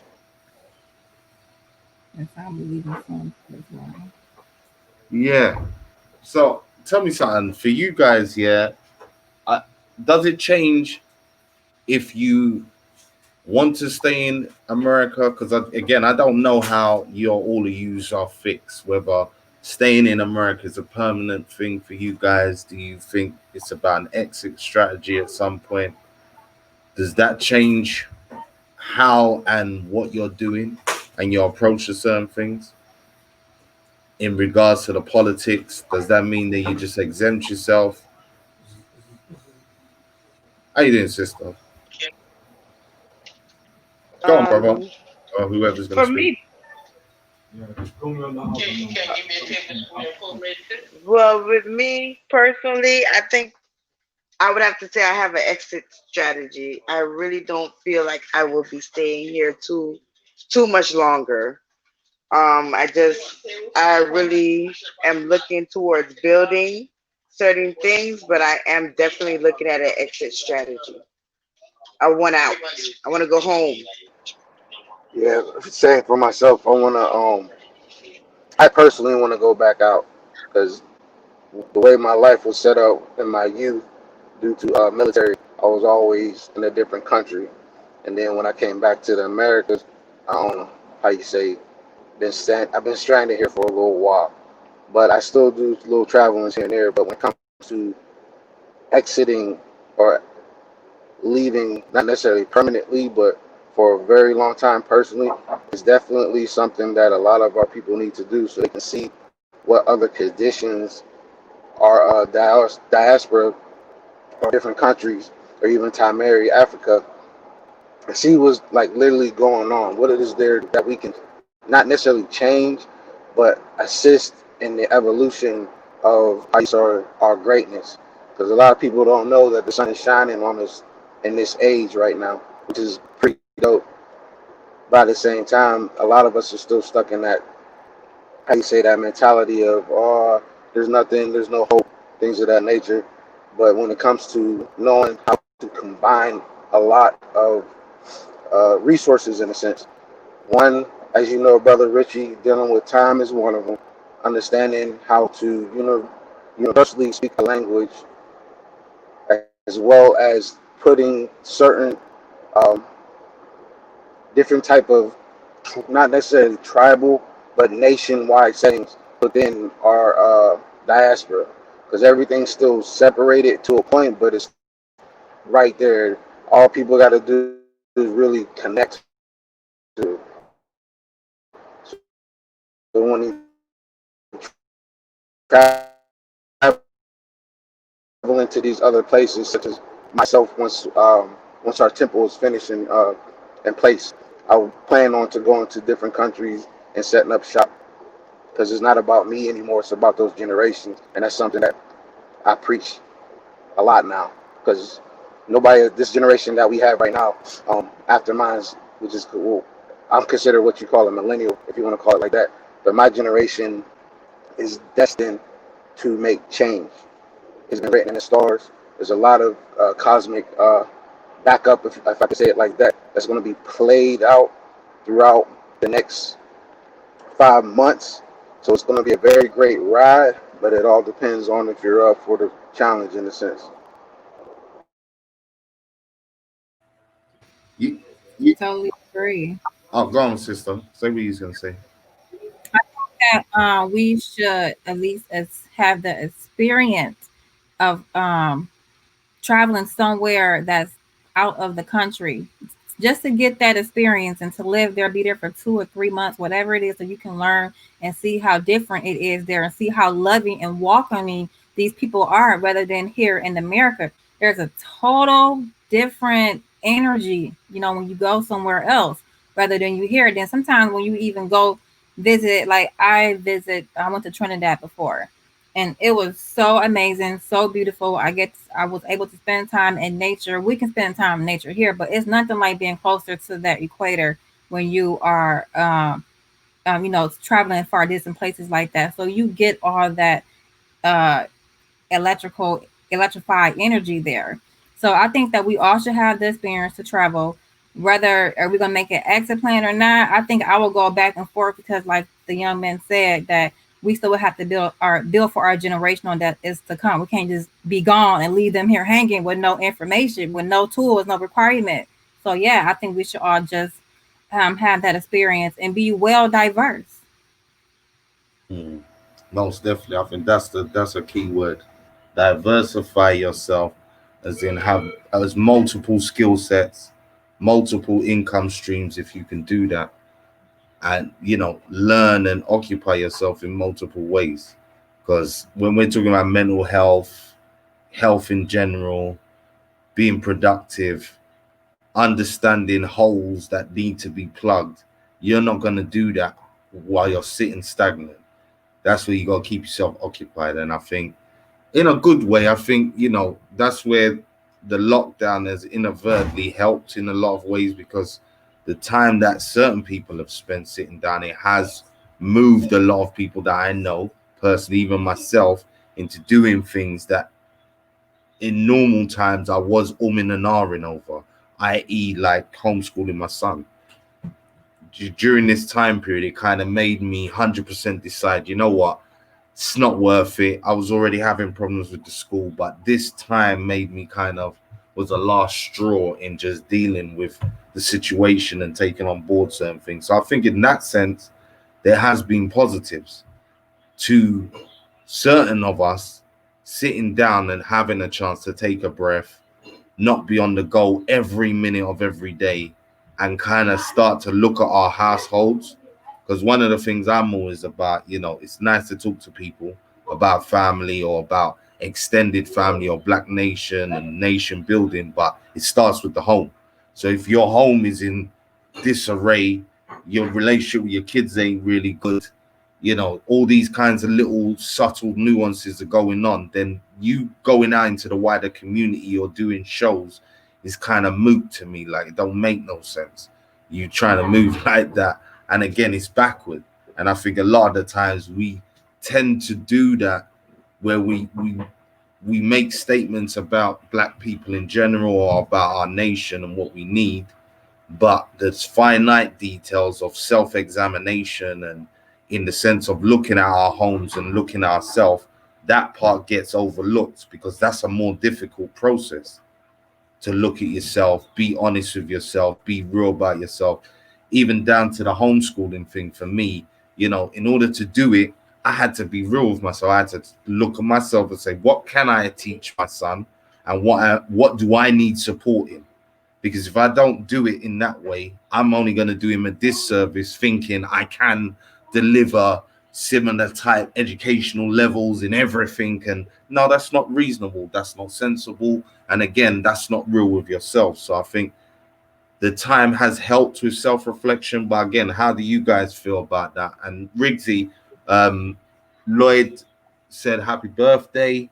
He had to go write his book, do his deadline, so he'll be back anytime we're ready.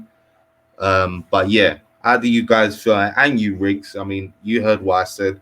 How do you not feel about the lockdown? Do you think it's helped us in that sense of self-reflection? You know, I'll go forward with that in the fact that it's a double-edged sword, in that on one side it's kind of helped us to understand self-sufficient, in understanding that we needed to learn and to be as a household, which we've been missing for a very long time. And people that have been, you know, like been working, and you know, some people that it's not of their choice, but because they have to pay bills and things like that, it comes into a situation where the child gets neglected, and then the child becomes an adult. So on that side of things, the lockdown has kind of brought that family once again. But on the other side, it comes in an effective of the economical system, because if the nation or the national place or wherever you reside does not maneuver, then nothing could be made, so nothing could be bought, and nothing could be spent in many different ways, where it can cause a form of chaos, because in the whole nutshell, we are not self-sufficient anymore. So we rely on services, and services need to be paid for. So if you take away that, then we are unself-sufficient, as we saw in the pandemic, just on the simple stances of the toilet roll, people panicked because they're not self-sufficient. But if you asked someone, if you took that years back, a traditional person, they would have told you, you know what, go and get a newspaper. or go and get it. Free. or just go and get a bucket of water and do what you got to do. But it shows you how much we rely on the system. So it's opened up doors of recognition. So it has helped in many ways, but then the people that don't know the past, it's become a depression. Brother Rich. I think that was well said, Mr. Riggs. I think it has brought in how to be to be organized and structure, and to be more assertive in your own ways. Like Michael Jackson said, as he was saying, you look yourself in the mirror first before you can assess anybody else. Assess yourself first. Check yourself before you wreck yourself and wreck other people on the way, getting where you got to go. So I think it was kind of like a timeout to get yourself together, to come back home and restructure yourself, reorganize yourself, reconstruct your thoughts, your brain, and all these things. And when it came down to the children at home, you made more meals at home. I will hope that you did. You know, you got more the kids involved, whether you was making smoothies or cooking or mopping or cleaning. You know, everybody had their chores. You got some structure going on. Okay, you do this, you do that. I'm gonna go here and work, but you got to start making time. And how did you use your time? What kind of routine did you come up with? Did you write down your goals? Did you write down some things? So it kind of brought us back to a little bit of, if we didn't have anything else to use, what would you use? How would you survive? It kicked in that survivor mode for us. You know, like you said, it went out and bought tissue where you can go outside and get the leaves or do something else, newspaper back in the day. You know, you had to find ways to continue life, because life does not stop, especially when someone is making their transition. Life still goes on. So we Right. still have to find ways to do things to make our plan work. And actually, when it's the most stressful time, you should be really getting on your grind and getting things done, and find out how you do this, how you do that. Come in and having your roundtable discussion, like back in the days we used to have those roundtable discussions. Get on a Zoom meeting, get on the StreamYard, get on the phone call, do all these things and start getting back together how we used to do a little bit. So it brought back a little bit of that unity and that support system, and really having that structure within the home.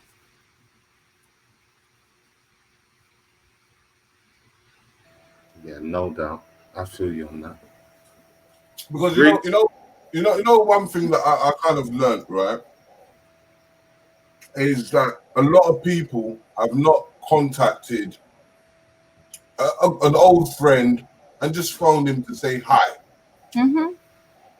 Every time someone phones, it's always got to do with a form of an issue or a different separate conversation. But all he just wanted is a conversation to say someone, I hope everything is well. How are you doing? You never get that kind of conversation on the phone no more. No, it's always with something else, right? Oh, she did this and he did that. Girl, let me tell you. Boy, let me tell you. No, let's see. We as Black people are the solution in the problem. Okay, so we need to find ways to get it together. And we're gonna always have issues. We're gonna always have things that's gonna defeat us. We're gonna always have these things in front of us.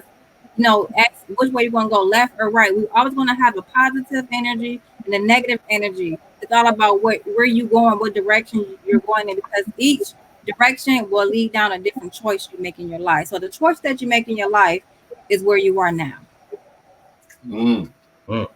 Because when you think about them things, right? Look at how everyone is talking about the elections. Yeah. And but look how the election can get together and get you to work and pay you extra money to call these people. Y'all done rang my phone more than my family called me. Y'all done called me, asked me did I vote, they did this and this and that. So they know how to get they stuff together. We need to learn how to do that. Get on the phone and start calling people up. But calling their bluff or call them out. Yep. And like it's on the simplest things of, let's come together, let's build a school, let's build a hospital, let's build. You never see us. But if you say, yeah, let's go and vote for Biden and Trump, we're at the election voting. So where does our priorities stand? Right. Y'all can go out here and vote and stand in long lines. Long lines, and y'all can get out here and do this. But we can't use that same power and get out here and come collectively together. If it's 1 million people, that's $1 million. Just bringing $1 to the table. You know, we can do with that $1 million. We can buy farm, we can buy land, we can buy all these things, but it just coming together. What's the problem? What's the issue? Let's solve these issues. Let's face our fears. You know, put your demons on a diet for a minute and just move aside and make a way for what you got to do in life. Because that's really is what it is. You know, what kind of legacy you're going to leave for your children, for other people? How are you helping? How are you being a servant? What is your contribution to the world? We all have one. So what is yours? What are you going to do? And And then this We is want that to ask yourself what and why and how I'm going to do it. Sometimes the how is already inside of us. We just got to start doing it. Hmm. So, like I always ask people, it's like this. There's 4 primordial questions that a person really needs to ask themselves. Those questions are: who am I? Mm-hmm. Where do I come from? Why am I here? And where am I going? A lot of people cannot even answer 2 of them. However, there's a time in this age that a lot of people will be able to answer that now. Because when it's coming to the traditions and understanding this pandemic, so-called pandemic, that is literally planned and executed, it's kind of getting out of hand now. However, if we're able to take that opportunity to look within oneself, to look within their family, find out what is that issue or that guiding fear that's deep into your heart, that is attached to your soul. Find out what that issue is, and you'll be surprised what happens. Mm, yep. And you will find that majority of the people would like to sweep that under the carpet. Brother Rich. Yeah, they don't want to talk about them things there. This is where it is. Mm-hmm. Yeah, why are you calling me? What was you going to say? What are you going to ask me? I was going to ask you in this lockdown, right? How do you feel? Where do you feel that the children of today are going to be at, or how do you feel that they are thinking, even if they're even thinking in 5 years' time? Where would you feel that their position will be if we still go through this way of this pandemic and the way we are relying on the system? Where do you see our children will be in 5 to 10 years? Well, one is going to be a normality. All of this is normal to them.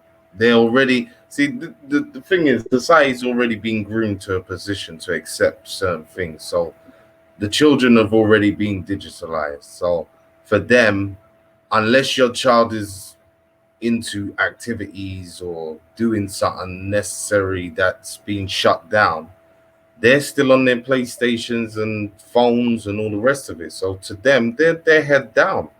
They're not really watching it. The only big change for them was when they couldn't go to school, kind of thing. And then that comes down to how you regulate your own household, because some parents were still doing the work and obviously keeping a regime and a routine. Some parents I know was letting their kids just go on like it was the holidays, and they were just doing what they wanted to do. But for me, from what I see, the kids are digitalized. So as I said, their heads aren't into so much of the physical activities, as in meeting up in the same way. Obviously, as you get older, so when we're talking about older teenagers to early 20s and wherever, they're suffering because obviously they still want to party, drink, do their thing outside in public. But when you're talking about the smaller ones, tens or fives up till 15, let's say, it's kind of a toss up because a lot of them, as I said, they're online, they're in Facebook, they're using all their energy in that way. So to them, it's normalized, and by the time they're adults in 5-10 years, their perception of what society is and what's normal to them is going to be horrible. because all the things that we're kind of fighting and discussing now and saying, oh, that's terrible, and how can they do this, and how can they force vaccination on that and this and that, that would be the normality for our kids. The same way when it comes to, and this is a slightly sideways thing, but I was having a conversation about trauma and, you know, what we used to do as supposedly quote unquote unconscious people.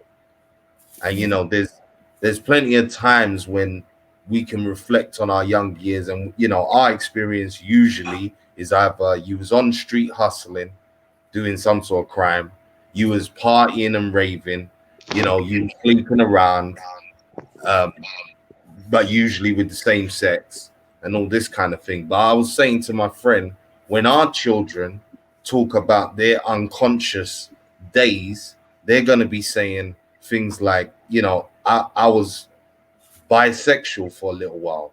I was with a transgender for a little while. I was, you know what I'm saying? Their experiences before they get to know, especially as parents, if we're not teaching them, is going to be crazy before they get to know themselves, some of the things and possibilities that they can go through in this modern day society. So again, all I can say and stress to people that if you have kids, you know, you need to spend some time with them. And ultimately your children are always going to make their own decisions. But my thing is, I just want to be in a position where anything that my kids want to do, they can do, but they can never say that they don't know what I expect from them and what the routine and rules and morals were in the house growing up. So if they want to turn into, you know, crack smoking madmen when they're older, cool. But you know what I think of that. You know what I would, you know, if you're in any situation, you know, you can see my face immediately and you know what my answer would be in that situation. And that's the best I think any parent can do. And obviously, if that's laced with love and good experiences, then they're going to think about you more and they're going to think about what you would like more for them. And hopefully it would resonate more. But it's One thing I crazy, would you know, when add, you're talking about what our kids will experience. Go to, brother. yeah, one thing I would add is like something that I recently um realized, especially with our people. There's this thing or that word that's called vicariously, right? A lot of our parents and a lot of our generation now, we try to live vicarious through them. There's this thing that I started noticing, especially with the heart, is that a lot of folks don't realize that up until a certain point in your life, when you start to realize and get conscious, there's a certain thing that we all hold and suppress way deep down inside. When trying to reach that place, it always refers to a certain particular time in a person's life. And then once you start to reflect on a lot of things that's going on within your family, and they'll call it like a curse in a sense. There's that thing where they say the sins of the father fall on the son, the sins of the mother fall on the daughter.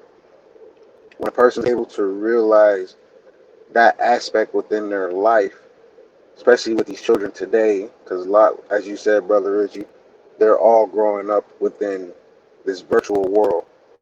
And with us, in a sense, especially those who are, in a sense, somewhat conscious or not conscious, they allow their television, their laptops, their any type of device to be that parent instead of actually going to their own child and being the parent that they're supposed to be.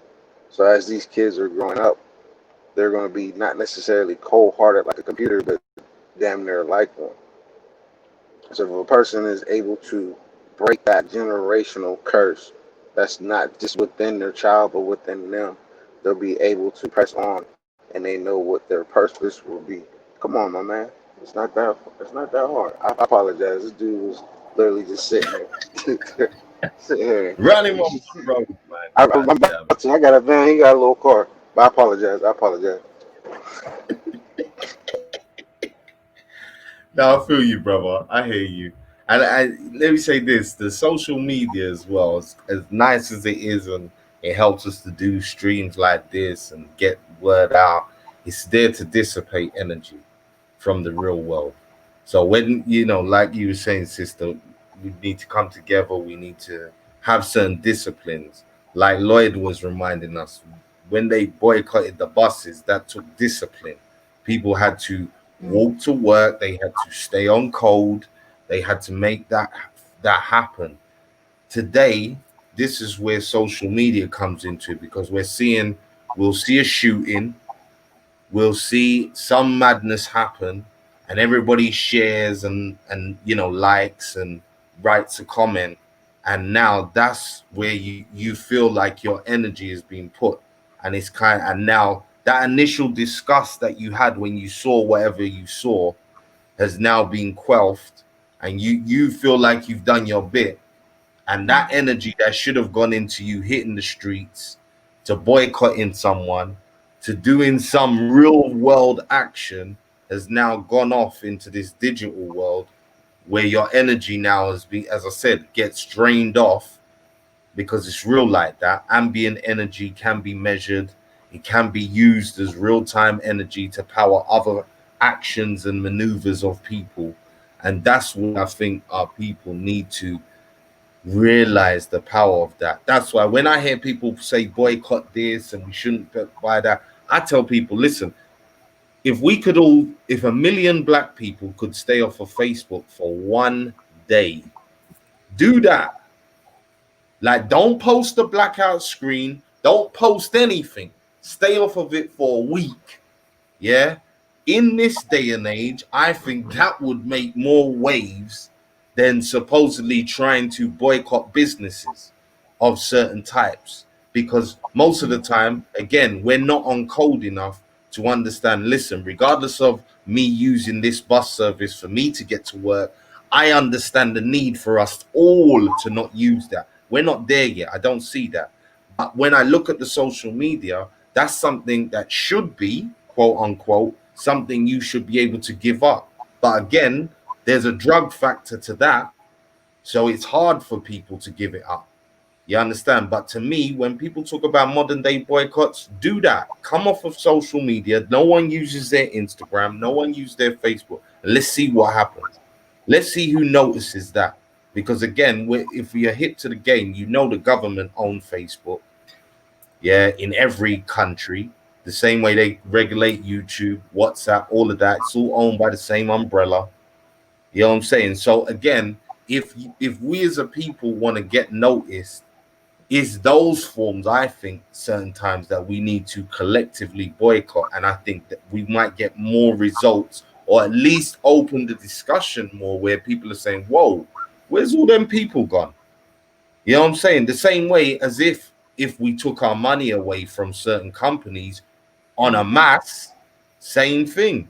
Whoa, what's going on? We need these people, because remember, they see us first and foremost, and this is everybody, 99% of the planet, as consumers.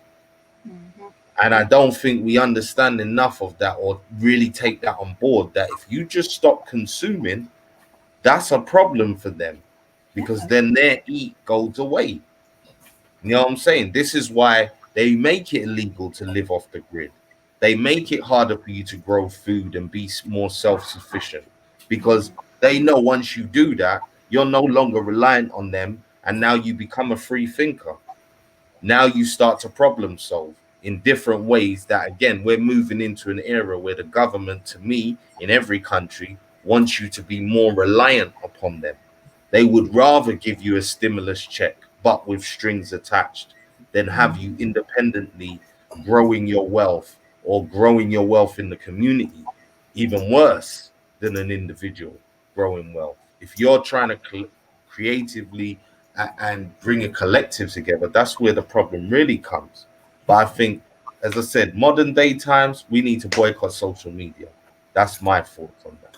If we want to get an initial, oh, what's going on over there kind of thing. Yeah, here's my take on that too. Go ahead, sister. I said that was well said, brother. Take the TVs, take the phones away, take all these away. Go back to the radio days, when you couldn't really get see TV, or go back to the days where your TV was black and white and then go out. Let's go back to those days. Because for me, I was homeschooled to the 7th grade. And actually, I went to a private school after the 7th grade, but I placed in the 9th grade, but mom put me back in the 7th grade. So I'm at home now teaching my daughter as well too. I have a son too, but he's doing an online thing with his school that he's already in, but I still teach him too. So going back to homeschooling our kids, because I got more knowledge being homeschooled than I did inside even the private school. So Right.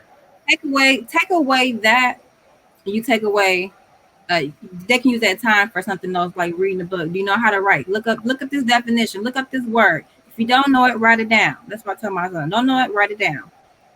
And like you said, we are the biggest consumers when it comes to cars, money, jewelry, and all these things. We're the big consumers when it comes to money. We spend our money on material things, not even investing in yourself. Like, how can I get rid of all this stress? Or how can I get rid of something that doesn't belong to me? How can I look myself in the mirror and say, look, I'm not going to do this anymore. I'm going to make that change today. I'm not going to eat this sweet or this candy or whatever. You got to really start being obedient to yourself, because the more you are obedient to yourself, then things will go by a little more faster. So we just need to really just start doing things for self and doing things a little bit more different. And the electronics is really overpowering our people. Back then, it was hard to find a killer. It was hard to find those people, the bad guys. Now it's so easy. You just post all your beef on the media now. So, and that's crazy. Now you're easy to locate, because all the internet is data information. Right. Mm-hmm. Yes, greetings as we have new people in the house. Brother E, are you there? Yeah, big up, man. Happy birthday, bro.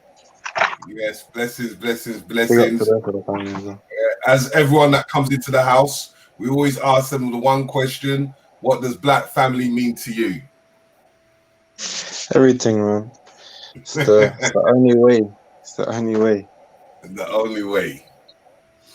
Okay. And Nikima, we've missed you. Where have you been? Introduce yourself and tell us, what does black family mean to you? Well, greetings. First of all, happy Airstrong, Terry. I'm blessed to know you, so thank you. Give thanks. I am Nikima, cognitive behavioral therapist by trade. What does black family mean to me? Like the brother just said, everything. The way I am, the way I talk. It's a foundation for my future and my legacy. So.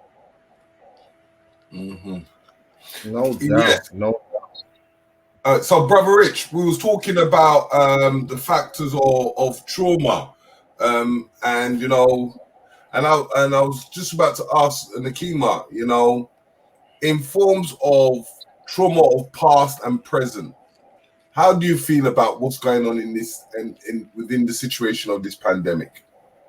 Oh goodness, there's so much. Where do I start? Psychological trauma. So, goodness me. Where do I start? I mean, I would encourage therapy for people, even though they don't think they might need it.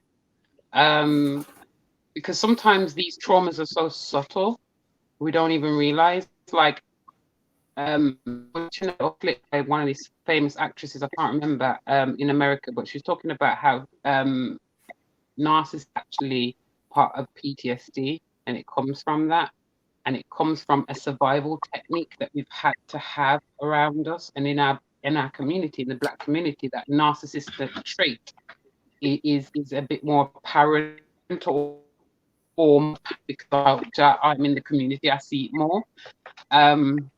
So there's so much different facets to trauma. Trauma can look like many different things for different people. So some people just associate with nightmares, reliving certain things that they've been through. But actually, OCD can be part of trauma, traumatic experiences. Anger can be part of that as well. Anxieties, stresses, the way we cope with day-to-day stresses that we did compared to when we didn't experience trauma or before the trauma. I hope that makes sense. Mm-hmm. Nah, Yeah. you didn't make no sense, man. I don't know what you're talking about. I love you, Richie, man. You cool. How you doing? Yeah. I haven't seen you for a hot minute. You been away? There's so much. Okay. There's so much I've been doing in the background. Part of the sacred program as well, which I will get into. Yeah. So yeah, part of that, which is phenomenal. Okay. I've got a few big projects happening, and I'm trying to get as much clientele with that business. So I'm self-employed with my therapy, and now I'm also a qualified PSer, body PS, which is an ancient African tradition practice that started there. We want to Okay. kind of go back and take it back on, me and my business partner. So yeah, there's so many things I've been doing in the background. It's unreal. I've All been right. missing All you right. too, guys, man. God That's all. bless Well, you look well. You look fresh. Whatever you've been doing, get me. Turkey. So That's a that's bit of turkey, son. I went out to yeah. Turkey. I see. I didn't want to put your business out there. I see the pictures on Nothing wrong. Instagram, so The and when family I blow and you the up and say, "I family. see you in the sun, man, looking good and fresh Nothing and." wrong. What you mean? Big up your sister. What happened to you? All right then. No. That's all. But yeah, I see you away. I see some nice shots and you in the sun, and so that must have been nice after this little sit down and lockdown going on here. It was magical. Get me? Magical. Mm. So tell me, what's your take on the politics side? You and brother E, the two of yous, because we've been speaking already a bit about the politics in America and the voting system, and what's your take on all that foolishness there? That's a good question, and I think you said a good point. It's a bit of a. I know that the US polling system is quite different to how we would have it here. The people that are running for these positions of presidency don't necessarily have the black family in mind. So it's very difficult. On one sense, it's going to affect the black family big time. On another sense, they don't necessarily have anything that's going to support or push for that solidarity to happen, which I'm not expecting that to happen either. So yeah, that's my thought on the US. I don't have much to say. I don't really think it's quite stressful watching it. So I try not to engage too much with US politics, even though it's very important. But yeah, I feel like it's a game. It's a game that they play. Yeah. And dancing and singing the best tune or whatever it is that they have to do to pass the next test to pass go. They're doing it, but they haven't got the people's best interest, and they never did. So, and it's similarly in the UK from my perspective. The people that are running for prime minister or running for leadership positions, they don't have our best interest at heart. The only guy that I've known in the last few years is Corbyn. Obviously, he has his faults as well, but yeah, that's politics, man. Gosh, It's a joke business. Brother E, you there? Yeah. What's your thoughts on all the politics situation? You think it will make a difference for us as a people, or you think we're way past that? Boy, for me personally, I don't believe in politics. Like, I feel it's something that you need to believe in because, like, it's not really factual, innit? Man can't really see all of the votes. I just don't trust it, innit? It's like, it's systemic, the problems. So I'm not going to expect the system to allow me to vote my way out of it. Like, it just don't make sense to me. No doubt. I think the same thing. Definitely, it just doesn't make sense. And again, as we talked about earlier, I think with the current backdrop of racism and madness that's going on the roads, for them to offer two candidates like that to the people, they're playing with your mind.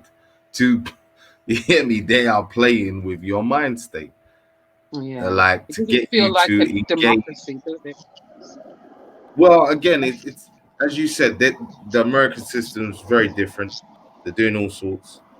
But to offer you two candidates like that in this current backdrop of racism and all sorts, to me, as I said, is just an extra slap in the face. And, you know, in amongst that, there's supposed to be a sensible conversation waiting to happen about reparations somehow, which again, to me, is a joke. You know what I'm saying? And I don't know how you guys feel. I'll ask you this. Oh, Ram, did you want to say something, brother?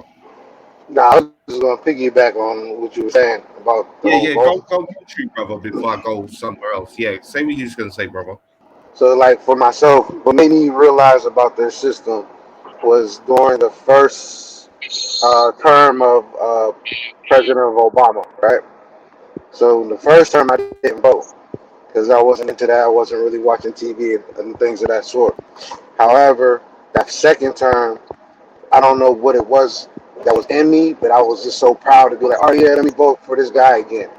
Granted, I knew he was going to be the next president again, all because of the stars and whatnot. But that's another topic. But to see how that went down, and to see how in his second term it was just a whole bunch of craziness. Like you're still trying to fight this war against so-called terrorism, and and my understanding with terrorism in a sense is just more so it's coded for, oh, we need to take as much different resources so we don't have to literally work on our own, because in here in America it's like they had shut down all these jobs, but at the same time they gave a lot of jobs and they gave a lot of our people opportunity to start our own businesses, but a lot of people didn't capitalize on it.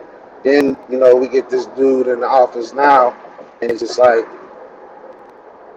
as the sister said, it's just like it's literally a joke. Like the whole system that they have is a joke. And then it's how I seen like just back in their history, like just dealing with Rome in a sense, even though we should know Rome is still in power. But when it comes to their civilization and their ways, it was crumbling before their eyes. And it's the same thing that's happened here in the Americas. Our whole system, our whole democracy, or whatever you want to call it, is crumbling before our eyes. They put that virus out there and other aspects of things, and like they allow all these shootings in the school, and it's like for us to be so technologically advanced in a sense, they should know when all these things are happening, but they choose to allow these things to happen. And if, to my understanding, I feel like, and that's a conspiracy theorist thing, that they're doing it on purpose. You know where all these organizations are at. You know who is for the people, who is not for the people. But yet, you're putting all these little pieces in place, like a chess move in a sense, and they're just always kinging, or they're always checking, or they're always cornering with their rooks in a sense, right? And then we're over here just sitting there playing checkers, trying to just skip spots, skip spots, skip spots, instead of sitting there playing them at their own game. And that's all I have to say on that one, though. No, facts, brother. I hear you totally. I hear you totally. Playing with our mind states in an already unstable situation. Um, yeah, it's an interesting time, definitely. For those that don't know and who are joining us, we're here first of all to celebrate Mr. Riggs' birthday. So big up to him and his fat head. You get me, doing the works on the road, running up and down, getting into people's business, asking the key questions for the community. That's Mr. Riggs, yeah. We've been working together for a hot minute. Little time after, tell you a little inception story of me and Mr. Riggs, yeah, and Black Eyes TV. A little time after I started Black Eyes TV, I started filming in the community, done a couple bits. Mr. Riggs, I believe, didn't you know my brother first? You spoke to my brother first in a WhatsApp group. I knew your Or brother something. from Yeah, that's yeah, me and then gone. No, yeah, that's what I was saying to you. I was introduced to your brother. Right. And then Riggsy reached out to me to cover an event.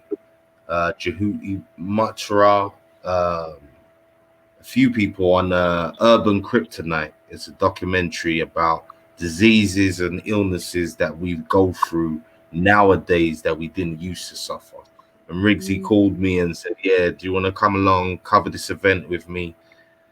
We met, I covered the event. What can I say? The rest is history. You get me? Our Bromance. purposes were aligned, and Riggsy was on the case, forever lining up shows and people and running up and down and doing the thing. So yeah, big up to Riggsy, big up to all the works that he tries to do, that he has done, and that he will do. You understand? Well, we've got a DJ coming. We've got a DJ coming in. He's just doing a couple bits and pieces. He's coming in a bit later. Yeah. All right. But we've got a special guest, another special guest in the house, Mr. Professor Ponsu. Oh, he's dropped out once again. What happened? Oh, he's supposed to come into the house, but he'll be back. And we've got a few more people coming in.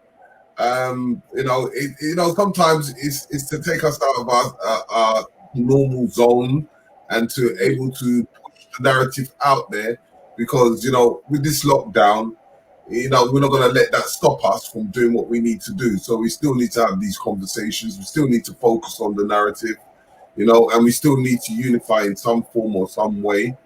But there's lots of obstacles, as you know, in life. There's always going to be obstacles. You can't avoid them, because without obstacles, how do you learn? That's it. You have to make mistakes, and you learn from your mistakes to moving forward. But by just sitting down and doing nothing, it's just time that you could have used to doing something. A lot of people say that 2020 is a washout, but you know what?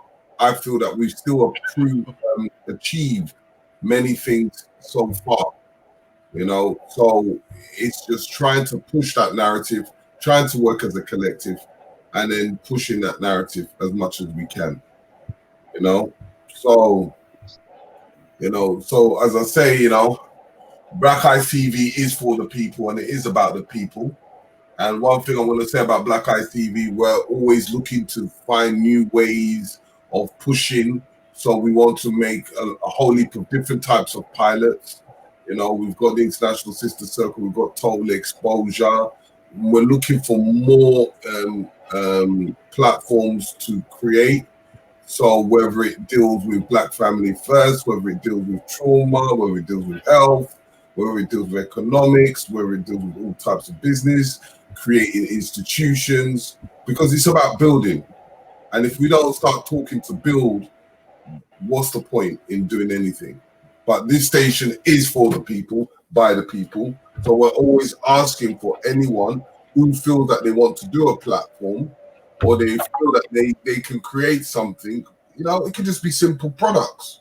It could be simple, just saying, oh, I'm making some forms of slippers, or some clotheswear, or I do art, or I make music, all different types, because there's so many different schools of thought. So this is a platform to actually push the narrative forward. And the more we can grow, and then we can develop and have our own platforms, because that is the main goal. Not to be dependent on others, but to able to be self-sufficient for itself. So we're looking for many people. And, like as I said, when Brother Consul comes, we'll be talking about, the manhood academies and all the different types of academies and rites of passages, because first most we have to educate our children, so that we give our children something to go by. And not only that, if we create a legacy and we teach our children from young, they're ready to put themselves into that legacy and take that even further than what we have done. But at least we've created some form of foundation, so yes. Richie. Sorry, I was just reading the text. What are we gonna do now? Yeah, right. We're waiting for Konsu. He's talking about politics, relationships. Yeah. What do you think about them? Interesting. Relationships. That's a very interesting topic. Girl are moving mad, and man are moving whatless. Yeah, that's the general status, isn't it? Mm-hmm. Doesn't that fall to what we've been taught? or what we have learned. Well, you see what's funny? Let me say it like this, yeah. Let's just bring it sensible for a second. I'll ask the Kima to comment on this because she's a therapist. So she tell me what you think of this. I think more people today are connecting and coming together based on their traumas rather than positive common ground attributes. I think those days of you saying, yeah, I like this person because they're like this, and it's a positive, are kind of obscure now, where people are coming together more, what I'm finding or I'm seeing, based on the fact that we've both got a beating from when we was 5 to 10. So based on that and whatever the subsequent actions that it makes us like now, we both shout, we're both prone to outbursts and craziness, but because we both understand we got beaten at 5, we love each other. Yeah, we should be together. Like, I'm seeing a lot of that coupling through trauma. What do you think?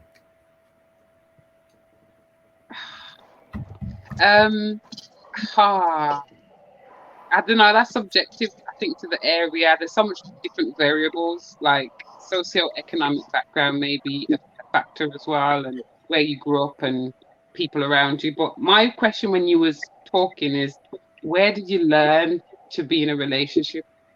Where did you learn to be in a successful relationship, if that makes sense? Usually it's kind of like your parents or caregivers or older adults when you're Right, growing up. What right. examples were they? Also, it comes down to the person, how you view the world, how you view yourself, how you view others, according to how you were treated when you were younger as well. So there's so many different unpicking that I'd have to do. But for me, uh, when it comes to relationships and speaking to people I work with about their relationships, partnership, shall I say, when they're in relationships. So it's mainly about understanding or misunderstanding that person or themselves. You know, it's about from yeah. So yeah, sorry, I just lost my train of thought a second. So yeah, what is the reasons we have gains? What we want to have when we're in a relationship. We go there to be in a relationship, find love, find that connection, have children. You know what I mean? It's for me, it's about communication, gains, and values. Are they the same? Are they similar? Are they on the same wavelength? Do they understand you? Do you understand them? There's so many different things. So many. So many. Yeah, I definitely agree with that because one thing that I've been noticing, because I do astrology in a sense, and it's like I notice there's a whole bunch of things that's tying into when it comes to that trauma of dealing with relationships, because a lot of people go into relationships and some of them who know about zodiacs or things of that nature, they love to find out who's compatible, who's Mm, equally yoked with them. But then there's this thing that I started noticing even more where they talk about your true node and your south node and stuff like that. So to give an example, like myself, the one thing that I learned about myself is my issue when it comes to dealing with relationship is because I want to be a woman pleaser. And then when I say that, meaning that whoever I'm with, my mind is set to I gotta be the best man, I gotta be the best lover, I gotta do this, this and that. But then there's a side of me that's like as soon as you break one of my taboos, I'm going to be that person who's going to be held to you. And that's something that a lot of our brothers and sisters do to each other. Hence why a lot of relationships that we come into um, start off very good, but then it ends very bad, all type of forms. And then you start to find out little things about this person, and if they got like addictions or things of that nature, and that's a big factor. So one thing I started mm, noticing is that hurt people attract hurt people, and then people who have that control problem are the main ones who do all the hurting because they're hurting so much inside that they don't know any other way to mm, do it because they either seen it from their childhood, as the sister said, or they seen it from all different aspects of life. Most of it is, due to music videos now today in a sense, and then like my generation, granted we was the how you say the what's the right word to put it? Uh, we was the freaknik generation. I could put it like that. So with us growing up and we started having kids at an early age, and then it's just like bringing on more trauma into the household. And then from that trauma, it affects a person's relationship, it affects a woman's ability to trust, because they have that ability that most men don't understand with them. Is that one thing that I learned so far is that women have this power where they can only love one person. Whoever they're dealing with, they can only love one person. When it comes to men, we still haven't got it into our heads that we have this capability of loving one or more women, in a sense, at the same level as we would love just one.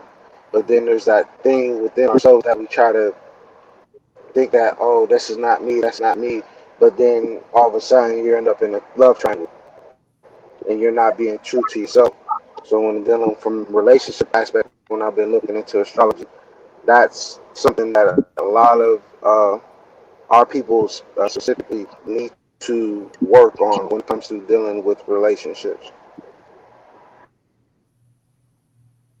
No Yeah. doubt.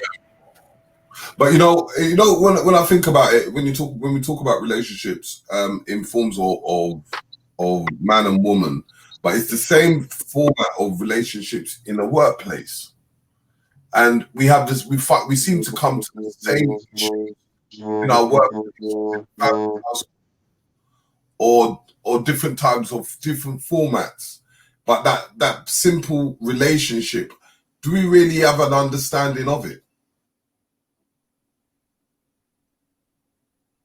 Brother Rich? Well, listen. Again, you gotta go back to the basics. It's how you meet someone, that whole courting period, how you get to know them, what questions do you ask of them.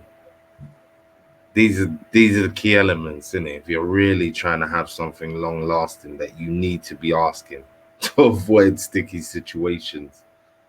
That most of the time you don't. That's the problem is sex is the introductory, is the handshake now. Sex is the dating. So, But you can learn a lot from somebody doing it that way, but you're more open to a lot more misconstrued situations that are going to lead to you, getting involved in situations that you're going to realize you don't know anything about this person. You but then, understand? If that's how you start off a lot of but the time. then, but don't you find that, like, in certain ways, our parents actually throw us into the wilderness and we investigate for ourselves? Well, again, look, as we said earlier, look, I try and tell my kids whatever, but they're going to ultimately make their own decisions. All you can do as a parent is try to instill in them what you want for them and what you would like them to do. Obviously, while they're under your care, you have your rules and regulations, but ultimately, when your kids go out into the world, they're going to do whatever they're going to do. You can only hope that they're going to remember exactly what you would want them to do, so at least they know what it is they're doing, in it. Because that's all I strive to do, is just make sure that my sons, they know, if they want us to go out for a laugh, smoke crack, they know how I feel about that. They know what to expect my face to be like and what my statements to them is going to be. So as a parent, that's all you can really do, is lay a foundation and obviously try to lead for example. But if you don't speak to them, then they're ultimately going to find out one way or the other. Because as Yeah, children, as we're all on this panel, we all went out and discovered at some point in time. Yeah. but wouldn't you prefer to have like a guideline from your parents in giving us a bit more information and more of an understanding than me just going out there and trying to experiment for myself? Because I feel You that, do, okay, but we give the surface, but we never actually teach our children the nitty gritty. No, we But I don't, was and we really should. Greetings. Kansu, Greetings. brother. Greetings. I have a question. Yes. This is the great Mr. Riggs's Earth Strong. You guys are talking some intensity. Yeah, you know, with relationships, it needs to be metaphysical. Why? Listen. Don't worry, the DJ's coming. We're gonna lighten the mood. Yeah. We're gonna party soon. I thought I'd be in some high life and, you know, some African virtual beats. niceness. We're talking about truths. We're not Okay. That's First of what all, I have a homage. I have a homage for Mr. Riggs. Now, when I see Mr. Riggs, right? Yeah, go on. I think Mr. Riggs should be like a Hollywood voiceover. He should be like the king. He should be the voice of African kings and gods in Hollywood. Come on. You know what I mean? He did the Lion King remake. He'd be like, I have arrived. Yeah. He's got the Orishu voice. You were built for media, brother. I'm just saying. I agree. I'm just saying. But in saying that, you know what it is that I'm trying to bring to us as a conversation as a family should have, and the kind of conversations that would you'll find that families always sweep under the carpet. Oh, go to your room. You're not. This is not for you, and these kind of things. And I want and for us to able to have a proper bond is for us to actually be opened. So this is the reason why I said we just say what we feel that comes from our minds. Yeah, being your authentic self. Mm-hmm. You know, but Princess Queen Nakima, greetings. Greetings, brother. I'm honored to be in your presence. All I gotta say is, what is it again? Vegan Guinness Punch. That's all I'm saying. I'm not saying. That's all I'm saying. Yes. Mr. Konsu. Yes. Before I even ask any question, as everyone that comes onto the panel, I ask the one question. Yeah. What Black family mean to you? Black. Well, I quote Dr. Llaila Afrika. The African family is the highest technology. Ooh-wee. The African family is the highest technology. The African family built great monoliths around the world. Great civilizations cannot be created without a synergized family, whether that be royalty and monarchy, building up the community and the city and the nation, all stems from family. The African family is the highest technology. I see. So, you know, in your intense work that you've done through the Manhood Academy, through your work that you do, your 9 to 5 and things like that, with children and adults, where do you feel that, like, as we're going through this pandemic, where do you feel our children are going right now? Our children are going where we guide them. But remember, we are in a whole different ball game in terms of Generation Z, as it's called, and it's almost biblical. You know, when they say the child will turn against the father. You know, all this kind of biblical narrative, ancient Latin language. But yeah, our youths are like, don't trust adults. Not all of them, especially the road youths. They're like, I trust you, my brother, and you, my brother. I ain't trusting lukewarm cold, yeah. So we're in a different. We have to gain the trust of our young people again, you know, because they feel that our generation has failed them, and we don't. We may not understand them, but we cannot judge them. So if the young people I work with, even though what they're talking about just sounds like absolute nonsense, I have to submerge myself in their world and not be judgmental, and that gains trust. And after trust, you can instill. You just uppercut that wisdom. You know, you just ease in the wisdom and the knowledge. But first of all, you have to gain a trust you know. So yeah. Hey, let me tell you something quickly to that. It's a funny story. What made me decide to homeschool my youth? I deregistered him, went to the school for a meeting with the head teacher. I'm explaining why I want to homeschool my son. They're listening. The head teacher turns to my son, asks him a few questions, how does he feel about it, whatever. My son says his words like, yeah, I've talked with my dad. I don't think I'm going to miss out on too much. All my friends still live in the area. I'm good with it. The teacher turns to him, the head teacher turns to him and says, oh, it's so cute that you trust your dad. Yeah. But we would love to know, what you really think. So in regards to that statement that you're saying that the young people don't trust parents and adults, it's funny when I'm looking at schools and I was listening to that head teacher talk and the way she condescendingly turned to my son and so quickly rubbished that statement that he trusts his dad, which should be second nature, and wanted to second guess that. Yeah. Trust me, they're eroding that. That's something like a lot of parents need to be aware of. Well, that's where a you have to be on top. That's a G check moment. That's a G check moment. That's the moment when you say, hold, before we continue speaking, hold on. What was that you said?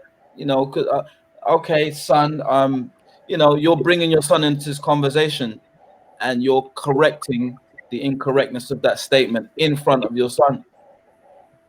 Had to. And luckily, as I said, it was a registration meeting. If it was any other kind of meeting, it would have been a lot worse. The fact that I was taking him out, as I said, it was the nail in the coffin for me. If I was ever unsure, that, as I said, confirmed for me what it was and the general attitude in which they see our children, and obviously how they will easily take control of your child if you don't micromanage the schools, because again, homeschooling isn't for everyone and whatever. But even if your child is in school, if you don't micromanage that situation, that's the kind of attitude they're pumping into them, to be independent, but with their guidance rather than even yours. Yep. Yes. So yeah, Konsu, in the things that you do personally, give us a little description of what Professor Konsu is about. That's a loaded question. Let's start. Because this is a platform for everyone to get to know everyone. So we want to know, who is Professor Konsu? Okay. Who's Professor Konsu? Well, I have distinguished my purpose. And that is in my book, Sacred Man, that is the journey of every man and every woman. But yeah, I've just defined my purpose. My purpose is guiding the next generation. And how did that start? It's an interesting story. It's a spiritual story. I went on a 10-day meditation years ago. And in that meditation, I kept on seeing this image flash by in my dreams, in my meditations. It was the image of, if you remember Jazzy B. You remember Jazzy B, Soul to Soul? You remember that icon with the glasses and the locks? You remember that? Yeah. That iconic image. It kept on flashing. I'm like, why is this? Yeah. So when I finished this retreat and I went back into the world, just cleared out, cleared out my being. I came across my beloved brother Pablo of Origin Rites of Passage. He was also director of Black Cultural Archives. So he said to me that he's got a program. It's a Rites of Passage program. I said, I've always been interested in Rites of Passage. He goes, come down, man. Come down to the center in South London. Come. So I arrive at the center. This is weeks after my meditation. And blam, what do I see? Like maybe 12 feet tall, a big mural on the wall. What image do I see? Jazzy B. Come on. So how Oh, there is a knowledge we cannot exactly. eat, as they say in African tradition. I can't explain that, but it's just a message saying this is where you're supposed to be, and that began my journey into guiding the next generation via origin, rites of passage, and what I do now. I do it in high schools as well. So yeah, it's just destiny, you know. But it's important to define your purpose. You know, I know, Sister Nakima, I know your purpose is in the realm of psychotherapeutic healing. You know, I know Brother Rich and Brother Terry, amongst many other things, your purpose is media, communication to the community. And yeah, we all have a star signature as to why we're here. And yeah, once you find, once I found our purpose, I ran with it, boy. I'm like, I got this pattern now. But that's the short of it. Yeah. But, Brother Rich, he's gone on his walk. Yo, I'm here. Go on. Yeah. What do you want to say? If there was a question that you would ask,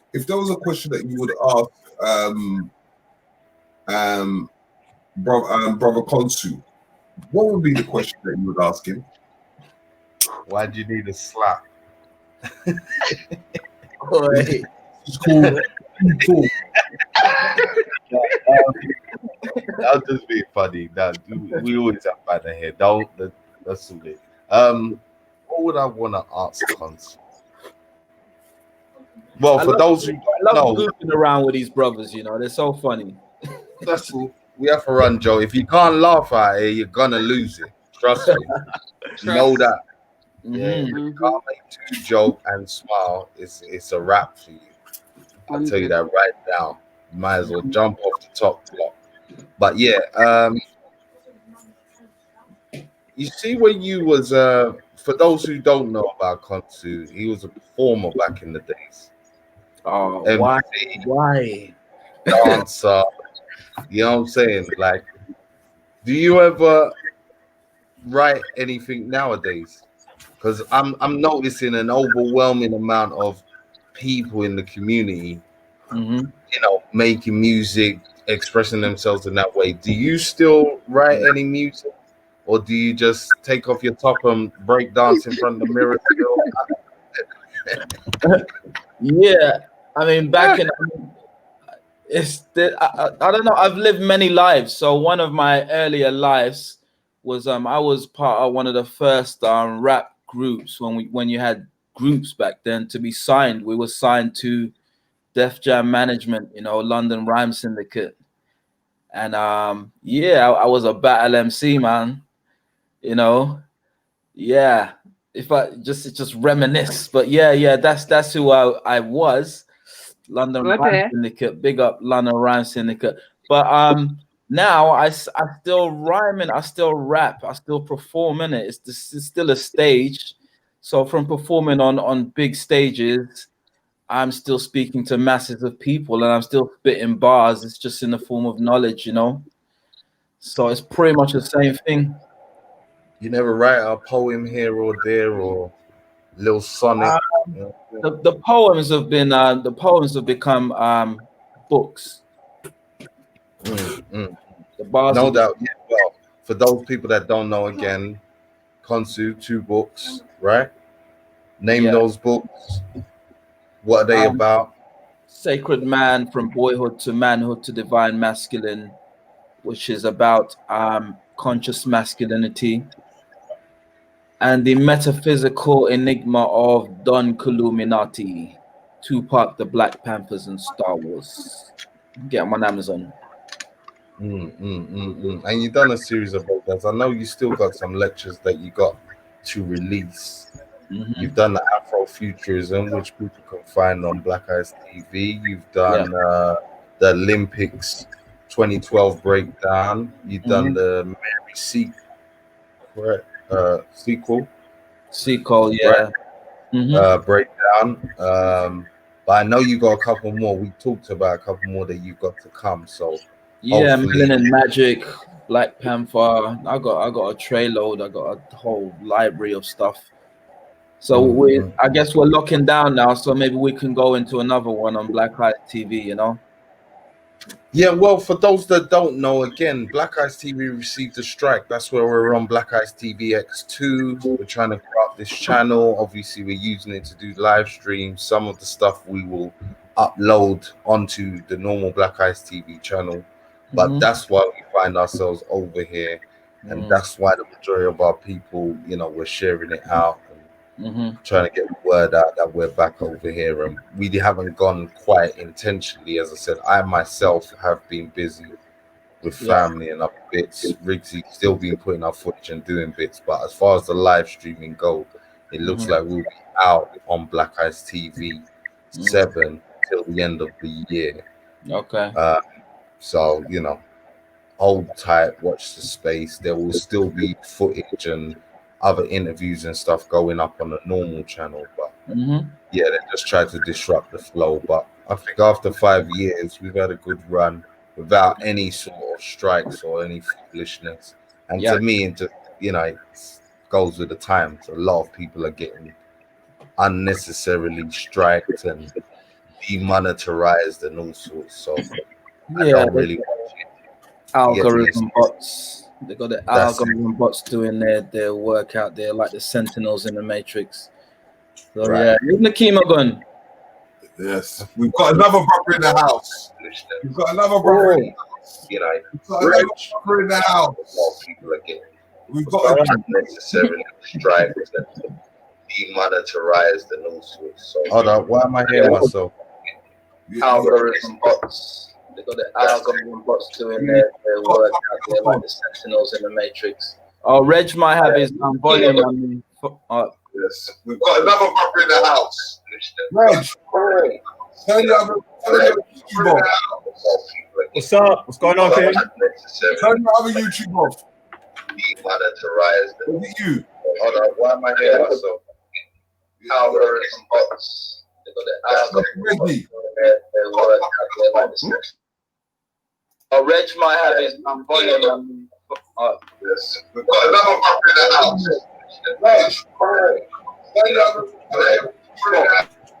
Reg, turn the volume of your YouTube off. My bad. What's that?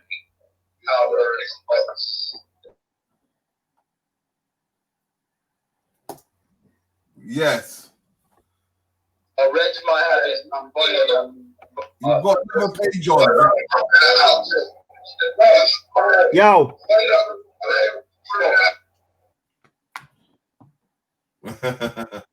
Yes. Well, Reg, we're waiting for Reg to sort out. He's got more than one page. Are you back? Sorry. I'm back. Sorry about that. I had two playing at the same time. That shows you how busy you are. Yes. In the house, blessing his presence. You know, we want to know, as you're a newcomer onto the panel, I would like to ask you, what does Black family mean to you, Reg? Black family. You know, I feel that family is a very, very important, you know, structure to have.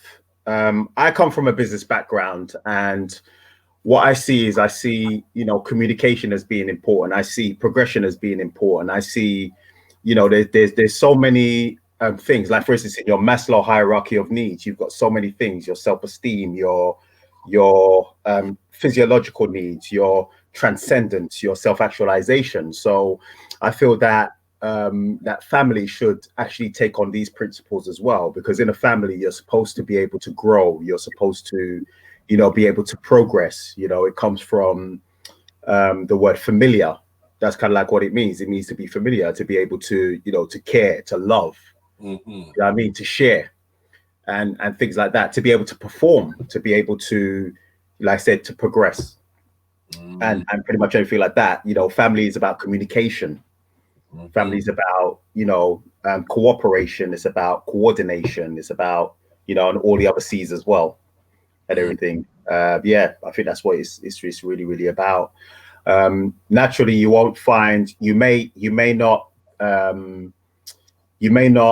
be able to experience these things in your own biological family, but there's also, extended families that you can have as well. People that you meet up later on in life or anything along those lines. And as long as you can actually, be able to express those core values, to feel complete within a setting, that's what I feel that family is. Does that answer your question? Yes, that answers my question in a nutshell. Yeah. But Reg, I want you to the public to tell me, who is Reg? Okay, Reg. Reg. Wow, where do I start? That's a very, very open question. At this current point in time, who am I? I try to be a stand for integrity. I'm a business consultant by profession. I'm a father of 2 wonderful boys, 15 and 18. I'm engaged. My first is coming very, very soon. I'm very, very community focused as well. There's the profit making side of business, but there's also the community side as well. I'm someone who has got involved in recruitment and induction of males within organizations like the 100 Black Men of London, and I'm currently doing the exact same thing with Manhood Academy. In terms of challenges that I've been through in life, I've struggled to display my masculine attributes as a result of not growing up with a father in my home. So I know the challenges that come with that. So therefore, I've grown up with this thing in my mind to help as many males to actually be able to transition through their growth phases in life. I've got a coaching background. I'm a sales. I got sales experience and once again business development experience. I feel that one of the greatest things that we can achieve is to be able to build systems and build businesses that we're able to sell. For profit, to be able to get that level of financial empowerment as well. So that's ideally basically what I stand for in that sense. Hope that's clear. That's very interesting, you saying, because we're going through a pandemic and a lot of people are losing jobs and there's a lot of redundancies, and something that you do in forms of that sales, because that is something vital that could be used in the form of what we call the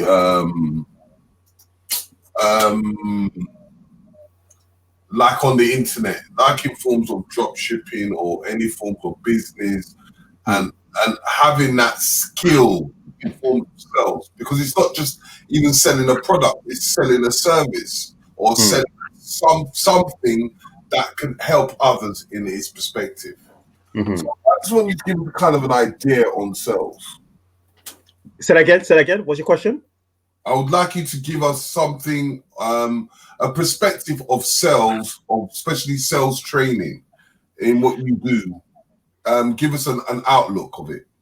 Okay, well, first of all, my belief is that everybody's a salesperson. Do you see what I mean? Because everybody's trying to project a message onto another person in one way or another.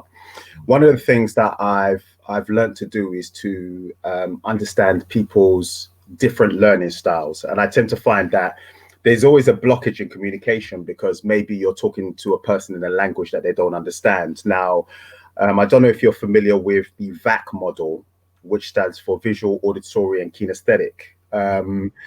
This is something that I've not only taught within a business context, but also within a personal development context as well. We're talking about it's been used as a way of being able to help individuals within relationships of any sort, whether it's mother-son, father-son, or even in relationships, romantic relationships, to be able to communicate effectively. And this is why I sort of like bang on about communication. Now, once again, there's two types of salespeople. Once again, in my opinion, there's the accidental salesperson who hasn't quite mastered the process of selling, but does so accidentally, and they're just like, they sell something like, what, kind of thing, basically. Then there's the refined salesman who invests in training and develops themselves. Now, if you were to ask me what qualities that a salesperson has, I would say that they need to have the level of persistence. They need to be a competent objection handler, and they have to be the kind of individual that's not afraid of going after the no's. Yeah, so they go after the no's. They don't go after the yeses. They go after the no's, because you have to receive a certain level of rejection to be able to close that deal. So it's all of these kind of things. So it's a matter of conditioning your average business person to be able to look at sales in that context. And what I mean by that is you've got many business owners or entrepreneurs who will go and hire a salesperson without understanding what a salesperson actually does. So they spend a lot of money and they waste a lot of money because someone's basically said, oh, I can do this and I could do that and all that stuff. So they don't really know what they're hiring.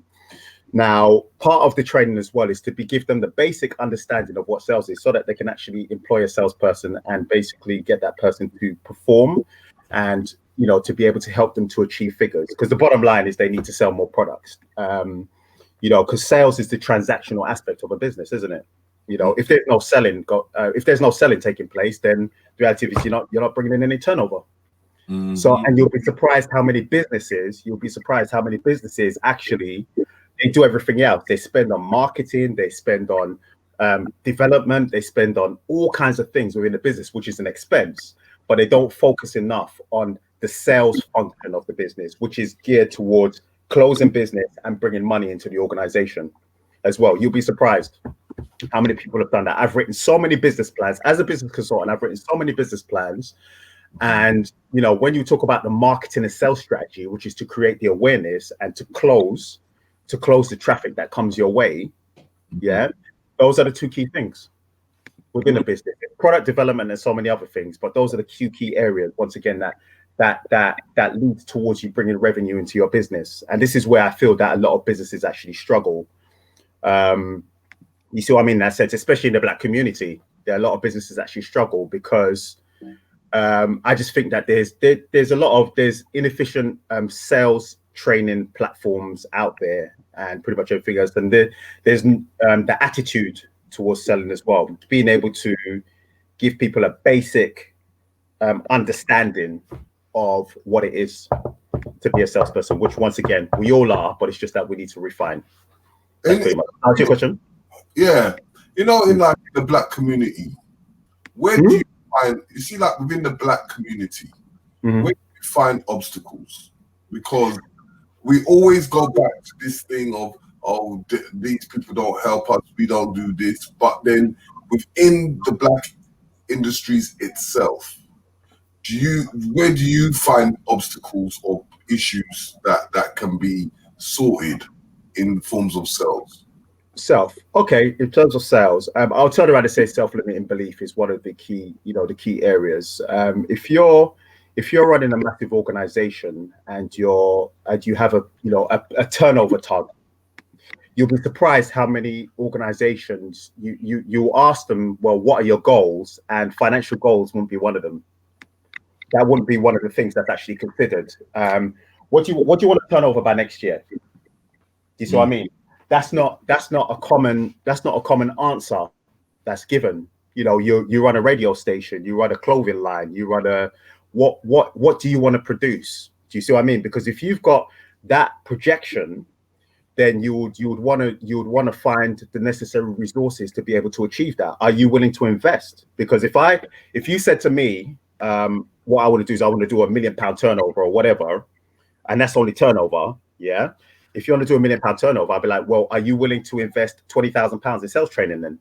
In that case, to be able to achieve that target. So when you look at the two figures, the 20,000 is a necessary investment to achieve the 1 million. But I just tend to find that there's a poor attitude towards investment. Once again, there's self-limiting beliefs as well, because when you go and you speak about, achieving these high turnovers, it could actually impact that individual. They're like, well, I don't really believe I can achieve that. Why? Because of systems. A lot of the main reasons why a lot of businesses fail is because of poor leadership, poor marketing, poor sales, and there's another one. Poor marketing, poor leadership, poor sales. When it comes to me, I'll remember, and I'll come back to you. But those are three of the main reasons why a lot of businesses actually struggle. Okay. As well. So these are the challenges you find: trust, you know what I mean, reliability, vision. It's about what kind of vision do you have? Do you have a very, very strong vision? Do you have a vision? Consistency. Okay. Yeah. Brother E had a question. Brother E. Yeah. You said you had a question. No, I didn't say I had a question still, but like I was basically asking, are you familiar with the value proposition canvas? I know about value proposition, but I don't know about the canvas. Basically, do you know the business model canvas? There's a book called Business Model Generator or Generation, and they've got something called the Business Model Canvas, and then they developed this value proposition canvas. But it's basically for businesses they segment their customers, and then they go into the jobs, the pains, and the gains of their customers in their ordinary life. Okay. So, say for example, one of your customers is a mother, right? Like, one of her jobs would be to make sure that the children eat healthy. It might not necessarily be connected to your business, but you find out what's important to your customer. So then in your messaging, it stays consistent with what's important to your customer, and at the same time, the message in your marketing communicates directly to addressing their pains and leading to their gains. Boom. I like it. That's very well explained. Yeah. I mean, I'm familiar with that process. What we do, like for instance, I'm going to visit a client tomorrow, and he owns an estate agent. And one of the things that every time I ask these guys, I say to them, what are you guys selling? They say, oh, we're selling rental services or sales services and everything. I said, but what are you selling? And they're like, well, it's rental services, it's mortgage services. And I'm like, yeah, but what are you selling? Are you selling peace of mind? Are you selling, what exactly are you giving your client? What are you giving your customer? Why should a person listen to you? Because it's far more better to appeal to their emotional needs than to be able to try to explain this product to them. Does that make sense? What is I'm saying? Are you selling ease? Are you selling a user-friendly experience? What experience are you trying to give them? With property management, say for instance, what we're doing is we're giving them an opportunity to save time, money, and effort. That's what we're selling them basically.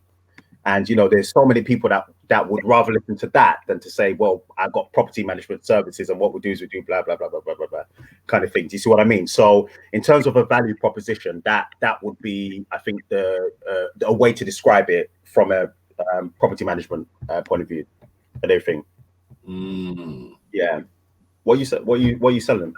Peace of mind, comfort, convenience, and all these things, all these human things, and stuff. Thanks for sharing, Noe. Thank you. Reg got bars, man. Reg got bars, Really? Yeah. Interesting. How can I bring that to my business? Exactly. How can you bring it to everybody's business? How can you the actual Black community to educate them to move forward? Because this is something that we all need in forms of Black business. Because what I find in forms of marketing is that marketing strategies within Black business is very poor. And the problem that I always find when I look into people's marketing is that there is no form of structure. They have an idea, they run with the idea, but they don't even put even a year's plan of where they start from or where they're gonna be in the perspective of, let's say, for instance, okay, I know that my rent is gonna be this amount for the whole year. Why don't I get that money for the whole year so that I have less of that burden throughout the whole year so I can concentrate on other things? You don't see people doing that. They just run into a shop, pay the lease, and then put the food and think that they're just going to sell automatically without even doing any form of research. And it's funny you say that, Terry, because there's another part as well, even when it comes to pricing and everything else. One of the things that tends to be overlooked is how much time has been invested in actually producing the service and the product. Do you know what I mean? There's lots of focus that's put into, you know, what materials that were used and, you know, everything else. But what about your time? What about that? Do you see what I mean?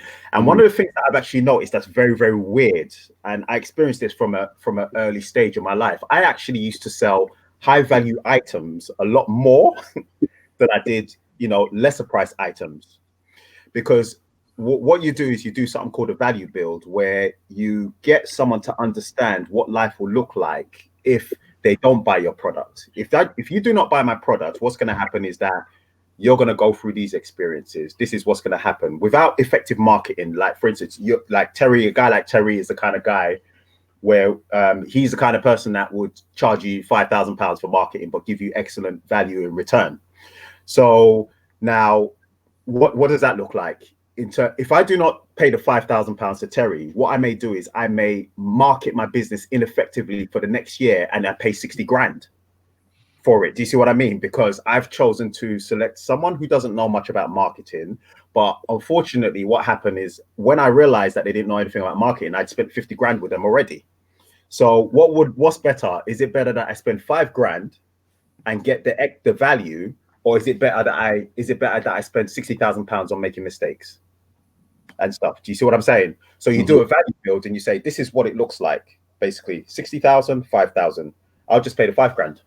Do you see what I mean? You do something called a value build. It's a projection, but you've got to get people to go into their imagination and get an understanding about what life will look like. If you do not buy my product or you don't buy my service, then what's going to happen? This is what's going to happen. You're going to, and this is based upon last year's experiences. You're going to experience this year again. Can you really afford? Can you afford not to buy my service? You know, in you saying that, right? You see, this is when I try to explain to a lot of people to understand philosophy, because knowing the mental mind state of the people, it will give you an outlook of what how you're going to able to create that sales or that attack. Do you understand where you're in the forms of galvanizing your sales? Because, for instance, as a black business, you will have some people say, "Oh, I'm only going to sell to my own people." Now, if you look at the area they're in, and then looking at the percentage of their people, like let's say, for instance, we just choose one little area, and there's just only 10 black people in that area. That 10 black people that you have is all you've got. But then, is that going to be sufficient enough to pay for your bills? No. And this is where I always try to explain, when you go to places like McDonald's or these big brand names, they don't care what you look like. One thing they do is able to circulate that money within their own board of governors or board of directors or whatever it is that's within that system. But if you're limiting yourself in forms of marketing, then you begin to minimize yourself in the forms of sales. Because the one factor that I've learned from the community is cutting corners. That's not a good thing, is it? Nope. They do it on a regular basis. I don't need to do advertising. I can do the advertising myself. Oh, I don't do the sales because I can run around and deliver the food myself. How many jobs are you going to take on board? That's true. And then when you're taking on these roles, the original role that you were supposed to take, is it going to be self-sufficient? Exactly. They have that thing that sometimes it's so much better to actually, you know, the things that you're not really good at, you basically outsource so that you can focus on the things that you are good at. You know, you play to your own strengths. But yeah, I've seen many times when, you know, something simple as targeting. I think we're in the same kind of field, you know, yourself and myself, Terry, where what we do is we understand about targeting. We understand about, you know, it's not about it's not about selling to everybody. It's about, you got to have a specific group of people that you focus on, and it's not about restricting it to race or anything like, I'm going to sell strictly to my people, in a sense. As a matter of fact, I get more joy out of selling to other races as well. And then what I want to do is I want to be able to create a situation where I can actually fund my community. So I sell to others, and basically I pump the money and take it and place it inside of the community, and to be able to work that way, because there is limitations to how my own people see me to a certain degree. I mean, I've had people discount. They've tried to discount and get discounts from an early stage and from an early phase. Can you knock it down by this? Can you knock it down by that? And I'm like, no, I can't really do that. And the reason why is because I understand the cost that's involved and the manpower that's involved in order for me to stay motivated and to be able to deliver service at this level. But if it's something that you genuinely want to grow and you want to hit those turnovers and stuff like that, you will definitely invest this money. And there's some business owners who do get it, because you have to be able to put in to be able to, draw out. In that sense, you have to invest in yourself, invest in, your idea, your business. Okay. Yeah. Let me give you a scenario. Like Nikima. Greetings. Greetings once again, Nikima. In what you do, I want to kind of elaborate on what you do and what RIGG does, because the one thing I always advocate is a form of joint adventure. So she gives out a form of a service. In forms of sales, how would you sell her services? What do you do, Nikima? What do you do? Psychotherapy, cognitive behavioral therapy specifically. So mental health therapy. Okay, and who do you sell to? Who are you targeting? Goodness me, anybody with common mental health difficulties, but my our audience would probably be between the ages of 20 and 35, generally female. Generally female, okay. And what challenges do ladies of that age group, what challenges do they generally experience? Oh goodness me. So self-esteem, stress, anxiety, depression, maybe OCD, maybe health anxiety. Okay. Yeah. Okay. So I mean, those are the problems that the CBT, cognitive behavioral therapy, isn't it? That's what it's gonna target you, because what you're gonna be doing, you're talking to their problems, isn't it? And everything like that. So stress. I imagine you got 28-year-old Stacey. 28-year-old Stacey she works in the corporate environment. What happens is that she works in NatWest Bank. She works what feels like 100 hours a week. She doesn't have time to meet up with her boyfriend Patrick. And do you see what I'm saying? So it's creating a narrative. It's creating a story. So it's like, yeah. Do you see what I'm saying? So it's like, so what is it?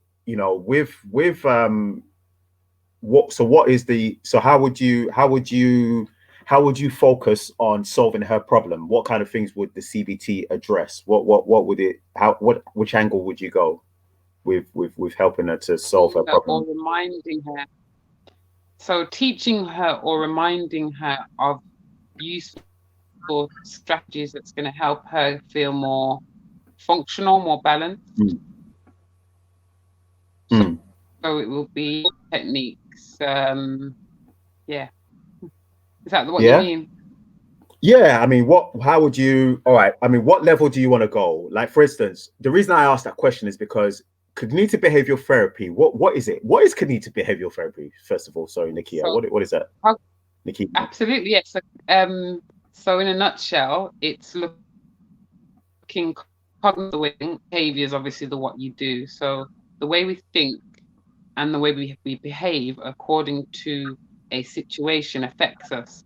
And in essence, we teach individuals to be there to understand themselves, understand their triggers, understand what it is that they do to help them feel, like I said before, more balanced and more functional.